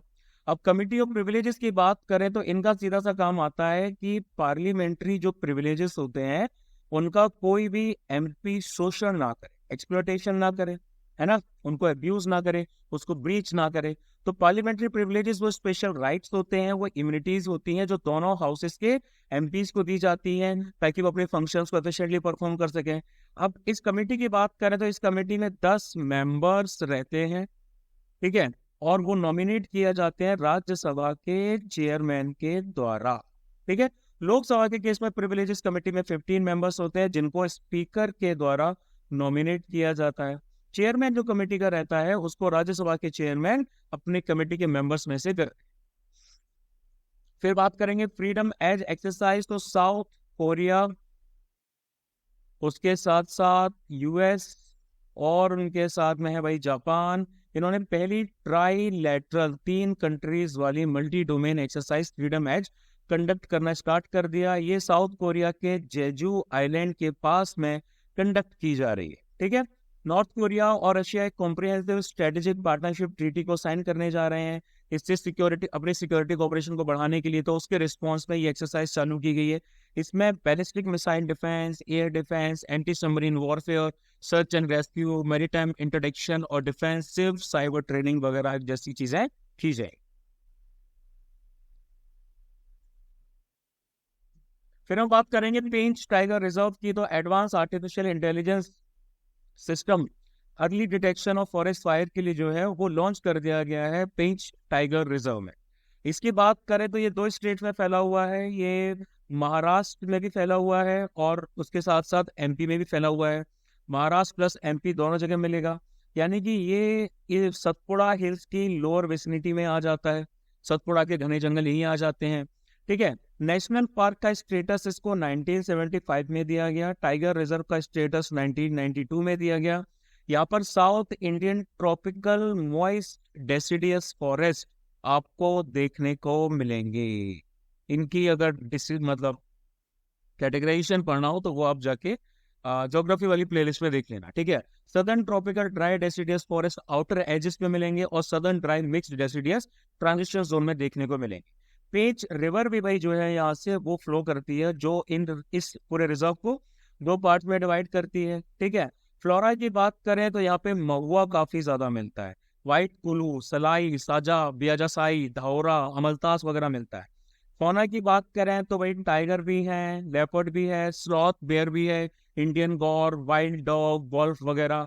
इसका मेंशन आयन ए अकबरी में भी किया गया है। ठीक है। और रुडयार्ड किपलिंग की जो जंगल बुक है, जंगल जंगल फूल खिला है मोगली, वो उसका पूरा का पूरा जो मतलब बैकग्राउंड है वो इसी फॉरेस्ट के ऊपर बेस्ड है। फिर आगे बात करेंगे भुवन पंचायत और एनडीईएम 5.0 की। तो union minister of state for science and technology ने 2 जियो पोर्टल्स को लॉन्च कर दिया है। ठीक है। एक तो भाई आपका आ जाता है भुवन पंचायत 4.0। ठीक है, ये 4.0 है। और दूसरा आ जाता है national database for emergency management 5.2। तो ये नेशनल लेवल जियो स्पेशियल डेटाबेसेस जो है इनको क्रिएट किया गया है इसरो के द्वारा। भुवन पंचायत की बात करें तो भाई ये ऑनलाइन जियो स्पेशियल डेटा और सर्विस डिसमिनेशन प्लेटफॉर्म है। इसका सीधा सा काम ये आता है गवर्नेंस और रिसर्च इनिशिएटिव्स के लिए स्पेस बेस्ड इंफॉर्मेशन को इंटीग्रेट करना है। ठीक है। और ग्राम पंचायत लेवल पे उसको कैसे इंप्लीमेंट करना है वो सब देखना है। और अगर हम एनडीएम 5.0 की बात करें तो ये कॉम्प्रिहेंसिव जियो स्पेशियल डेटाबेस प्रोवाइड कराती है पूरी कंट्री के लिए, सिचुएशनल असेसमेंट के लिए, इफेक्टिव डिसीजन मेकिंग के लिए, जो कि डिजास्टर्स और इमरजेंसी सिचुएशंस में काम में लिए जा सकते। फिर हम बात करेंगे मेनलैंड सैरो की। तो भाई साइंटिस्ट ने एक लोन केला मेनलैंड सैरो, इसका साइंटिफिक नाम है कैप्रिकॉर्नेस सुमात्रा एनिस। ठीक है। सॉरी, खार, हाँ इतना बड़ा नाम है इसका। इसको वेस्टर्न असम के रायमोना नेशनल पार्क में इसको देखा गया है। ठीक है। इसके हैबिटेट एरियाज की बात करें तो ये 200 से लेके 3000 मीटर्स तक हिमालयन रीजन्स में देखा जा सकता है। इंडियन सब कॉन्टिनेंट में, सदर्न चाइना में, मेनलैंड साउथ ईस्टर्न एशिया में और सुमात्रा। ठीक है। ये एक मैमल होता है, देख ही रहे हैं आप सब लोग। ठीक है। टेरिटोरियल है, अकेला रहता है या फिर स्मॉल ग्रुप्स में रहता है। इसकी 3 और स्पीसीज आ जाती हैं। एक तो आ जाता है जापानीज सैरो, एक आ जाता है रेड सैरो, और एक आ जाता है ताइवान या फिर उसको बोला जाता है फॉर्मोसन सैरो। ठीक है। कंजर्वेशन स्टेटस IUCN ने वनरेबल का दे रखा है। साइट्स ने अपेंडिक्स 1 का दे रखा है। वाइल्ड लाइफ प्रोटेक्शन एक्ट 1972 ने शेड्यूल 1 का दे रखा है। फिर हम बात करेंगे INSTC sees first Russian coal train bound for India. तो रशिया ने 2 ट्रेन भेजी हैं जिनके ऊपर कोयला रखा गया है। ठीक है। किसके द्वारा भेजा गया है? ये भेजी गई है eastern branch of international north south transport corridor, पहली बार इसको भेजा गया। ठीक है। इसके द्वारा जो आपका कोल है वो क्या बोलते हैं, बंदर अब्बास जो पोर्ट है भाई आपका ईरान का, कहाँ चला गया भाई, हाँ ईरान। ठीक है। यहाँ तक भी लाया जाएगा। ठीक है। अब INSTC की बात करें तो ये पूरा 7200 किलोमीटर का मल्टी मोडल ट्रांसपोर्टेशन नेटवर्क है, जो कि इंडियन ओशन को क्या करता है, नदन यूरोप के साथ में जोड़ता है। ठीक है। इसमें बीच में आपका ट्रांजिट पॉइंट में ईरान आ जाता है, रशिया का सेंट पीटर्सबर्ग वगैरह आ जाता है, ये अजरबैजान का बाकू वगैरह आ जाता है। यानी कि इसको सन 2000 में इमेजिन किया था। इसकी जो प्रपोजल्स आए थे ईरान, रशिया और इंडिया के मिलके आए थे। करंटली 13 मेंबर्स इसके पार्ट आ जाती हैं, अजरबैजान, आर्मेनिया वगैरह वगैरह। ठीक है। बुल्गारिया ने भी इसको ज्वाइन किया है, लेकिन एक ऑब्जर्वर स्टेटस के तौर पे। 3 कॉरिडोर्स इसमें आ जाते हैं। एक तो आ जाता है भाई आपका वेस्टर्न, एक आ जाता है आपका ईस्टर्न, और एक इनका आ जाता है सेंट्रल। अब INSTC इंडिया के लिए इंपॉर्टेंट क्यों है? तो इससे इंडिया की पहुंच सेंट्रल एशिया तक बहुत आसानी से हो जाती है ना। एक ज्यादा ईज और कॉस्ट इफेक्टिव ट्रांसपोर्ट फैसिलिटीज मिल जाती हैं। इसके साथ साथ अल्टरनेटिव रूट भी मिल जाता है, स्वेज कैनाल वाला। स्वेज कैनाल वाले रूट से नहीं जाना पड़ता। ट्रांजिट टाइम आपका तकरीबन जो है 25 डेज तक लिमिट हो जाता है, जो कि पहले 45 डेज था। अगर आप स्वेज कैनाल वाले रूट से जाएंगे तो 45 दिन आपको लग जाएंगे, और फ्राइट कॉस्ट भी 30% तक कम हो जाती है। एनर्जी सिक्योरिटी यानी कि INSTC बाईपास जो है वो वनरेबल चोक पॉइंट्स लाइक ये जो रेड सी वाला भाई हमारा इलाका है, स्ट्रेट ऑफ हॉर्मुज वाला इलाका है, इसको क्या करता है, इसको अवॉइड करता है। इसके साथ साथ सेंट्रल एशिया, आर्कटिक, नॉर्डिक और बाल्टिक रीजन तक डायरेक्ट हमारी एक्सेस देता है। बाकी इसमें भी हमारे कुछ और इनिशिएटिव्स आ जाते हैं जो हमारे नहीं है, लाइक चाइना का आ जाता है, ठीक है, belt and road initiative BRI। उसके बाद में Russian satellite breaks up in space at space debris into orbit. तो भाई रशिया की डिफंक्ट जो एक अर्थ ऑब्जर्वेशन सैटेलाइट है REURS-P1 डिफंक्ट है, यानी कि इसको डीकमीशन किया जा चुका है, ठीक है, ये टूट चुकी है। स्पेस डेब्रिस में इसने अपना हिस्सा बढ़ा दिया है। स्पेस डेब्रिस को स्पेस जंक भी कहा जाता है, यानी कि स्पेस का कचरा, है ना। सारे नॉन फंक्शनल आर्टिफिशियल ऑब्जेक्ट्स में फ्रैगमेंट्स, एलिमेंट्स सब आ जाते हैं जो कि अर्थ के ऑर्बिट में है या फिर अर्थ के एटमॉस्फेयर में एंटर कर सकते हैं। मैक्सिमम डेविस कंसंट्रेशन जो है वो आपको 800 से लेके 1000 किलोमीटर तक देखने को मिल जाएगा, और 1400 किलोमीटर तक भी आपको देखने को मिल जाएगा, यानी कि लोअर अर्थ ऑर्बिट की, ठीक है। उसके बाद में बात करेंगे FATF adopt nature evolution report of India. तो भाई इन्होंने क्या किया है, इन्होंने इंडिया के मेजर्स की इफेक्टिवनेस को एसेस किया है। इंडिया के कौन से मेजर्स जो कि इंडिया मनी लॉन्ड्रिंग को कॉम्बैट करने के लिए ले रहा है ना, मनी लॉन्ड्रिंग को कॉम्बैट करने के लिए ले रहा है, टेररिस्ट फाइनेंसिंग को कॉम्बैट करने के लिए ले रहा है, और प्रोलिफरेशन फाइनेंसिंग के लिए कर रहा है, ठीक है। तो फाइनेंशियल एक्शन टास्क फोर्स जो है उन्होंने इंडिया को एक रेगुलर फॉलो अप वाली कैटेगरी में डाला है ना। और ये डिस्टिंक्शन G20 में मात्र 4 और कंट्रीज जो है वो शेयर करती हैं। FATF एक इंटर गवर्नमेंटल ऑर्गेनाइजेशन है जिसको 1989 में सेटअप किया गया था G7 के द्वारा, ताकि मनी लॉन्ड्रिंग से रिलेटेड इश्यूज के साथ कॉम्बैट किया जा सके। इंडिया FATF का मेंबर 2010 में बना। उसके बाद RBI reviews ways and means advance scheme of state government and union territory, है ना। रिजर्व बैंक ऑफ इंडिया ने ways and means advance limit of states या फिर यूनियन टेरिटरीज जो है उसको 60,000 करोड़ कर दिया है। इससे पहले इसकी लिमिट 47,000 करोड़ हुआ करती, ठीक है। एग्जिस्टिंग 47,000 करोड़ है, अब उसको 60,000 कर दिया गया है। इससे स्टेट्स और यूटीज अपनी फिजिकल सिचुएशन को और बेटर तरीके से मैनेज कर सकते हैं। WMA के अलावा स्पेशल ड्राइंग फैसिलिटीज आ जाती हैं, ओवरड्राफ्ट फैसिलिटीज आ जाती हैं। ये कुछ इंपॉर्टेंट फाइनेंशियल एकोमोडेशन इंस्ट्रूमेंट्स है जो कि स्टेट्स और यूनियन टेरिटरीज के द्वारा यूज किए जा सकते हैं, जो कि RBI एक्ट 1934 के अंडर में आते हैं। अब अगर हम WMA की बात करें, वेज एंड मीन्स एडवांसेस की बात करें, तो ये एडवांसेस है ना।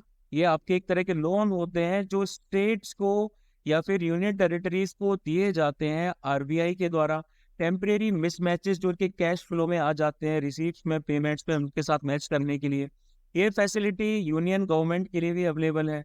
इसमें भाई आपका एक तो नॉर्मल आ जाता है, ठीक है, नॉर्मल WMA आ जाता है, एक आपका स्पेशल WMA आ जाता है, ठीक है, जिसको स्पेशल ड्राइंग फैसिलिटी के तौर पे जाना जाता है।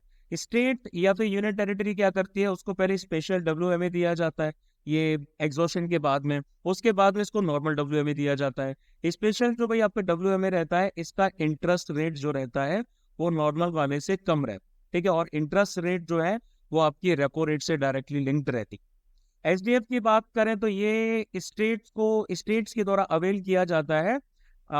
इसमें लेकिन इनको कोलेटरल रखना पड़ता है कंसोलिडेटेड सिंकिंग फंड का, गारंटी रिडेम्पशन फंड का, और ऑप्शन ट्रेजरी बिल्स वगैरह, ठीक है। तो CSF और GRF रिजर्व फंड्स के तौर पे काम करते हैं जो कि स्टेट्स मेंटेन करते हैं RBI के साथ में। ओवरड्राफ्ट फैसिलिटी यानी कि OD की बात करें तो ये एक ऐसी फैसिलिटी है जहां पर फाइनेंशियल एकोमोडेशन किसी भी स्टेट का एक्सीड कर जाता है SDF या WMA लिमिट्स में, तब उनको दी जाती है ना। जनरली स्टेट गवर्नमेंट्स और यूटीज जो है वो 14 कॉन्जिक्यूटिव डेज तक आपका ओवरड्राफ्ट फैसिलिटीज को अवेल कर सकते हैं, बाकी जो भी इनको रिलैक्सेशन RBI देना चाहे।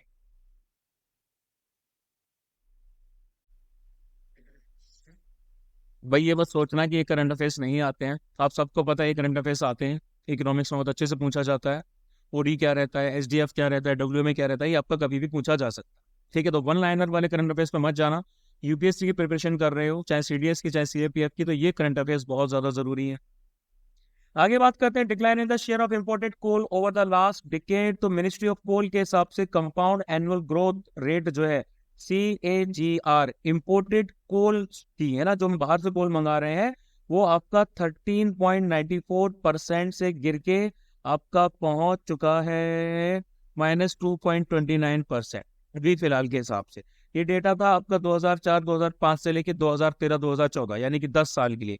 और 2014-2015 से लेके 2023-2024 का डेटा ये है। ठीक है, तो अंडर ओपन जनरल लाइसेंस में कोल को फ्रीली इंपोर्ट किया जा सकता है कंज्यूमर्स के द्वारा। कंज्यूमर्स खुद इसको बाहर से मंगा सकते हैं, अपनी नीड्स को ये कंसिडर करते हुए कि भाई वो कमर्शियल कंसिडरेशन के हिसाब से होनी चाहिए। अब कोल इंपोर्ट को रिड्यूस करने के लिए मीजर्स लिए जा रहे हैं, जैसे अमेंडमेंट किया गया है माइंस और minerals development and regulation act 1957 में, ताकि जो कैप्टिव माइंस है आपकी, है ना, ये अपना 50% तक का एनुअल प्रोडक्शन कंज्यूमर्स को दे सकती हैं, बेच सकती हैं। एफडीआई की बात आ रही है, फॉरेन डायरेक्ट इन्वेस्टमेंट, यानी कि 100% एफडीआई अलाउ कर दी गई है कमर्शियल माइनिंग में। कोल एरिया एक्सपेंशन, नए प्रोजेक्ट्स और एक्सपेंशन एग्जिस्टिंग प्रोजेक्ट्स का किया जा सकता है, ऑक्शन किया जा सकता है कोल ब्लॉक्स का प्राइवेट कंपनीज या पीएसयूज वगैरह को। सिंगल विंडो क्लियरेंस पोर्टल आ जाता है कोल सेक्टर के लिए, ठीक है, ताकि कोल माइंस का ऑपरेशनलाइजेशन जो है वो किया जा सके। ठीक है, कोल सेक्टर की बात करें तो भाई इंडिया के पास 5th लार्जेस्ट कोल रिजर्व्स आ जाते हैं वर्ल्ड में, और 2nd लार्जेस्ट कंज्यूमर आ जाता है इंडिया वर्ल्ड में कोल का। ठीक है, ऑल इंडिया प्रोडक्शन कोल की 2023-2024 के दौरान 997.25 मीट्रिक टन थी। फिर बात करेंगे India shows concerns on unilateral actions to change status quo in South China Sea. एक सेमी इंक्लोज्ड सी है भाई ये, है ना, ये पूरी तरीके से बंद नहीं है, ये सेमी इंक्लोज्ड सी की कैटेगरी में आ जाता है, जो कि वेस्टर्न पैसिफिक ओशन में लाई करता है। साउथ चाइना सी और ईस्ट चाइना सी जो है ये एक साथ मिलकर चाइना सी का पार्ट बनाते हैं। चाइना इस पूरे एरिया में सबसे ज्यादा टेरिटरी को क्लेम करता है। ठीक है, इन्होंने बोला है कि भाई हमने बनाई है 9 डैश लाइन। ठीक है, ये जो 1 2 3 4 5 6 7 8 9, ये 9 डैशेस बना रखे ना, ये लाइन भाई चाइना ने डिमार्केट किया और बोला कि भाई ये एरिया हमारा है। अब यहाँ पर डिस्प्यूटेड आइलैंड्स आ जाते हैं, लाइक आपके पैरासेल्स आइलैंड्स आ जाते हैं। चाइना ने पैरासेल आइलैंड्स को ऑक्यूपाई किया है, सब आइलैंड्स को किया है, लेकिन इनको वियतनाम और ताइवान का, नीचे ताइवान के द्वारा भी क्या किया जाता है, क्लेम किया जाता है। स्प्रेटलीज आइलैंड्स आ जाते हैं, इसमें 100 से ज्यादा छोटे छोटे आइलैंड्स और रीफ्स आ जाती हैं। इनको चाइना, वियतनाम, ताइवान के साथ साथ मलेशिया और फिलीपींस जो है वो सारे के सारे क्लेम करते हैं। उसके बाद आ जाता है स्कैरबेरो शोल, ये जो एरिया है इसको चाइना, ताइवान और फिलीपींस के द्वारा क्लेम किया जाता है। फिर बात करेंगे सैन एस्पेक्टिव आइलैंड्स की। तो केरल के जो फॉरेस्ट डिपार्टमेंट है, उन्होंने Kerala paper products limited KPPL के साथ हाथ मिलाया है, ताकि इन्वेजिव स्पीसीज है, इसको इन्वेजिव स्पीसीज कहा जाता है क्योंकि ये बहुत जल्दी जगह घेर लेता है। ठीक है, इस इन्वेजिव स्पीसीज को हटाया जा सके, इसको क्या बोलते हैं, सैन एस्पेक्टिवैलिस कहा जाता है। इसको एक और नाम से बुलाया जाता है कैलकोलेरिया शाउल। ठीक है, ये वाइल्ड लाइफ हैबिटेट के लिए एक बहुत बड़ी थ्रेट का काम करता है नीलगिरी बायोस्फीयर में। इसमें आपका वायनाड का वाइल्ड लाइफ सेंचुरी भी आ जाती है और बाकी सेंचुरीज भी आ जाती हैं। ये नेटिव स्पीसीज है ट्रॉपिकल अमेरिका की। ठीक है, ये अमेरिका को बिलोंग करती है, वहां पे प्लांट फैमिली आ जाती है फेबेसी, उसको बिलोंग करती है ये। ठीक है, ये एक ऑर्नामेंटल प्लांट के तौर पे इसको ग्रो किया जाता था। डीप मॉइस्ट सैंडी और लोमी सॉइल्स में अच्छे से ग्रो हो जाती है, इवन पोर सॉइल्स में भी अच्छे से फ्लरिश करती है, इसलिए इसको इन्वेसिव कहा जाता है। ये एवरग्रीन टाइप का भाई पेड़ होता है, और ये क्या बोलते हैं, ऐसे क्लाइमेट्स में जनरली देखा जाता है जहाँ पर बारिश आपके साल के 12 महीने होती है, लेकिन किसी किसी एरिया में जहाँ पर ड्राई सीजन होता है वहाँ पर ये डेसिडियस फॉरेस्ट में भी उग जाती है। ट्रेडिशनल मेडिसिन वगैरह में इसका यूज किया जाता है। जब इतने सारे फायदे हैं तो इसको हटा क्यों रहे, खैर उनकी दिक्कत। चलो भाई, the Dutch prime minister will take over as the new secretary general of NATO. NATO का फाउंडेशन 1949 में रखा गया था। हेडक्वार्टर आ जाता है ब्रुसेल्स, यानी कि बेल्जियम में। ट्रीटी आ जाती है नॉर्थ अटलांटिक ट्रीटी, जिसको वॉशिंगटन ट्रीटी कहा जाता है। कलेक्टिव डिफेंस जो है भाई आपका, ये इनका मोटो है कि भाई एक को मारेगा तो सबके सब लड़ने के लिए जाएंगे। इनकी अथॉरिटी आती है article 51 of the United nation charter के थ्रू, ठीक है। यानी कि इंडिपेंडेंट स्टेट्स का ये राइट आ जाता है इंडिविजुअल या फिर कलेक्टिव डिफेंस का। 32 मेंबर्स आ जाते हैं। स्वीडन ने सबसे लेटेस्ट इनको ज्वाइन किया है 2024। फिर आ जाता है रिम्पैक एक्सरसाइज। तो ओपनिंग सेरेमनी जो है 29th edition biannual Rim of the Pacific यानी कि रिम्पैक एक्सरसाइज का, वो हवाई यूएसए में किया गया, ठीक है। ये वर्ल्ड की largest international multilateral maritime exercise है। इंडिया भी इसमें पार्टिसिपेट करती है। फिर बात करेंगे एआई वॉशिंग की। तो भाई एआई वॉशिंग का मतलब क्या है? बहुत सारी कंपनीज आर्टिफिशियल इंटेलिजेंस वॉशिंग का यूज कर रही है, मतलब कपड़े नहीं धो रही है। एआई वॉशिंग एक टर्म है जिसको डिराइव किया गया है ग्रीन वॉशिंग से। मैं बहुत पहले भी इस कंसेप्ट के बारे में बता चुका हूँ। यहाँ पर कंपनीज बढ़ा चढ़ा के अपनी इन्वायरमेंटल फ्रेंडलीनेस को बताती हैं कि भाई हम बहुत इन्वायरमेंट फ्रेंडली है ना। टेक कंपनीज और स्टार्टअप्स क्या है, खुद को मार्केट करते हैं कि भाई हम एआई को यूज कर रहे हैं, लेकिन वो नहीं कर रहे होते हैं। इसको एआई वॉशिंग कहा जाता है, ठीक है। इसके द्वारा इन्वेस्टमेंट्स को मिसगाइड किया जा सकता है। सुपरफिशियल इन्वेस्टमेंट यानी कि चीजों को बढ़ा चढ़ा के बताया जाता है। रियल प्रोग्रेस जो भाई आपकी एआई टेक्नोलॉजीज है उसको एक तरीके से स्लो किया जाता है क्योंकि आपने दावे बहुत ज्यादा करके। फिर आ जाता है artificial intelligence preparedness index AIPA। International monetary fund यानी कि IMF ने डैशबोर्ड रिलीज किया है, AIPA डैशबोर्ड को रिलीज किया है। सिंगापुर को भाई फिर से आपका पहली पोजीशन पे रखा गया है। इंडिया 72nd पोजीशन पे आ जाती है। टोटल 174 इकोनॉमीज को एआई रेडीनेस के बेसिस पे देखा गया था कि भाई ये एआई के हिसाब से कितना खुद को प्रिपेयर करके रखती, ठीक है। अब ये असेसमेंट जो रेडीनेस का है कंट्रीज का, ये 4 की एरियाज पे आ जाता है भाई। पहला तो आपका आ जाता है digital infrastructure, human capital and labour market policies. दूसरा आ जाता है innovation and economic integration and regulation and ethics. तीसरा आ जाता है कैटेगराइजेशन ऑफ कंट्रीज यानी कि एडवांस इकोनॉमी, ठीक है, इमर्जिंग मार्केट इकोनॉमीज, उसके साथ साथ लो इनकम कंट्रीज, ठीक है। ये सब चीजें इसमें आ जाती हैं। इंडिया का मैप यहाँ पर गलत दिखाया गया है। ज्यादातर इंटरनेशनल जो आपके इंडेक्सेस वगैरह हैं उन सब में आपको इंडिया का मैप सही नहीं मिलेगा। फिर हम बात करेंगे टोगो जिसकी कैपिटल है लोम। तो इंडिया और टोगो ने रिसेंटली अपने बायलैटरल रिलेशंस को रिव्यू किया है, ठीक है। टोगो की जो लोकेशन है ये आ जाती है वेस्ट अफ्रीका में, ठीक है। लैंड बाउंड्रीज में देखेंगे तो भाई इसके वेस्ट साइड में घाना आ जाता है, बेनिन आ जाता है ईस्ट साइड में, और बुर्किना फासो आ जाता है इसकी नदर्न बाउंड्रीज में, ठीक है। वाटर बॉडीज की बात करें तो भाई इसके साउथ में आ जाता है गल्फ ऑफ गिना। एक नैरो स्ट्रिप ऑफ लैंड है अफ्रीका के वेस्ट कोस्ट पे। हाईएस्ट पॉइंट जो है वो यहाँ पर आ जाता है माउंट अगौ का, ठीक है। इसको बाउमैन पीक भी कहा जाता है। मेजर रिवर्स है ओटी के साथ में आ जाती है मोनो रिवर्स। क्लाइमेट जो है वो यहाँ का आ जाता है ट्रॉपिकल क्लाइमेट, ठीक है। इसके बाद में देखो भाई सीधी सी बात मैं आप लोगों से कहूंगा कि वीडियो को लाइक शेयर सब्सक्राइब तो आप लोगों को करना ही करना है, लेकिन उसके साथ में एनडीए का जो नया बैच है वो हम स्टार्ट करने जा रहे हैं। और NDA 1 2025 ये बैच जो है हमारा वो 18 नवंबर से स्टार्ट हो जाएगा। टोटल 5 मंथ्स के लिए है। GAT और मैथ्स कोर्स कंबाइंड रहेगा। मैथ्स को वैभव वर्धन पढ़ाएंगे जिन्होंने 4 बार NDA क्लियर किया है, ठीक है, और अच्छे अच्छे मार्क्स के साथ किया है। GAT मैं पढ़ाऊंगा जिन्होंने 6 बार CDS किया है और 5 बार FCAT क्लियर किया है, ठीक है। मैंने भाई NDA क्लियर नहीं किया। रिकॉर्डेड सेशंस रहेंगे। रिकॉर्डेड सेशंस के साथ साथ लाइव क्लासेस भी आपकी मंडे से लेकर सैटरडे तक चलेंगी। यूपीएससी लेवल के क्वेश्चन सॉल्विंग और क्विजेस वगैरह भी मिलेगी। लाइव इंटरेक्टिव क्लासेस होती हैं जिसमें आप क्वेश्चंस कभी भी पूछ सकते हैं। SSB की इनसाइट्स भी भाई हमारे द्वारा यहाँ पर मिल जाती हैं, और एक्सपीरियंस तो भाई आप लोगों को पता ही है ना। तो इनरोल करने के लिए 8839961158 पर आप लोग DM कर सकते हैं।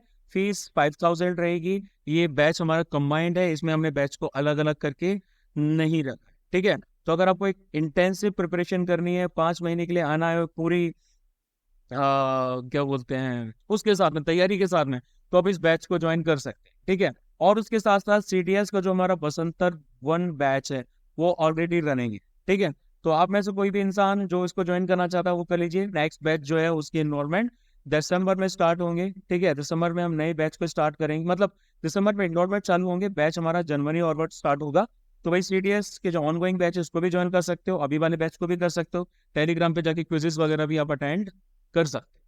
बस इतना ही कहना था। जय टू यू ऑल।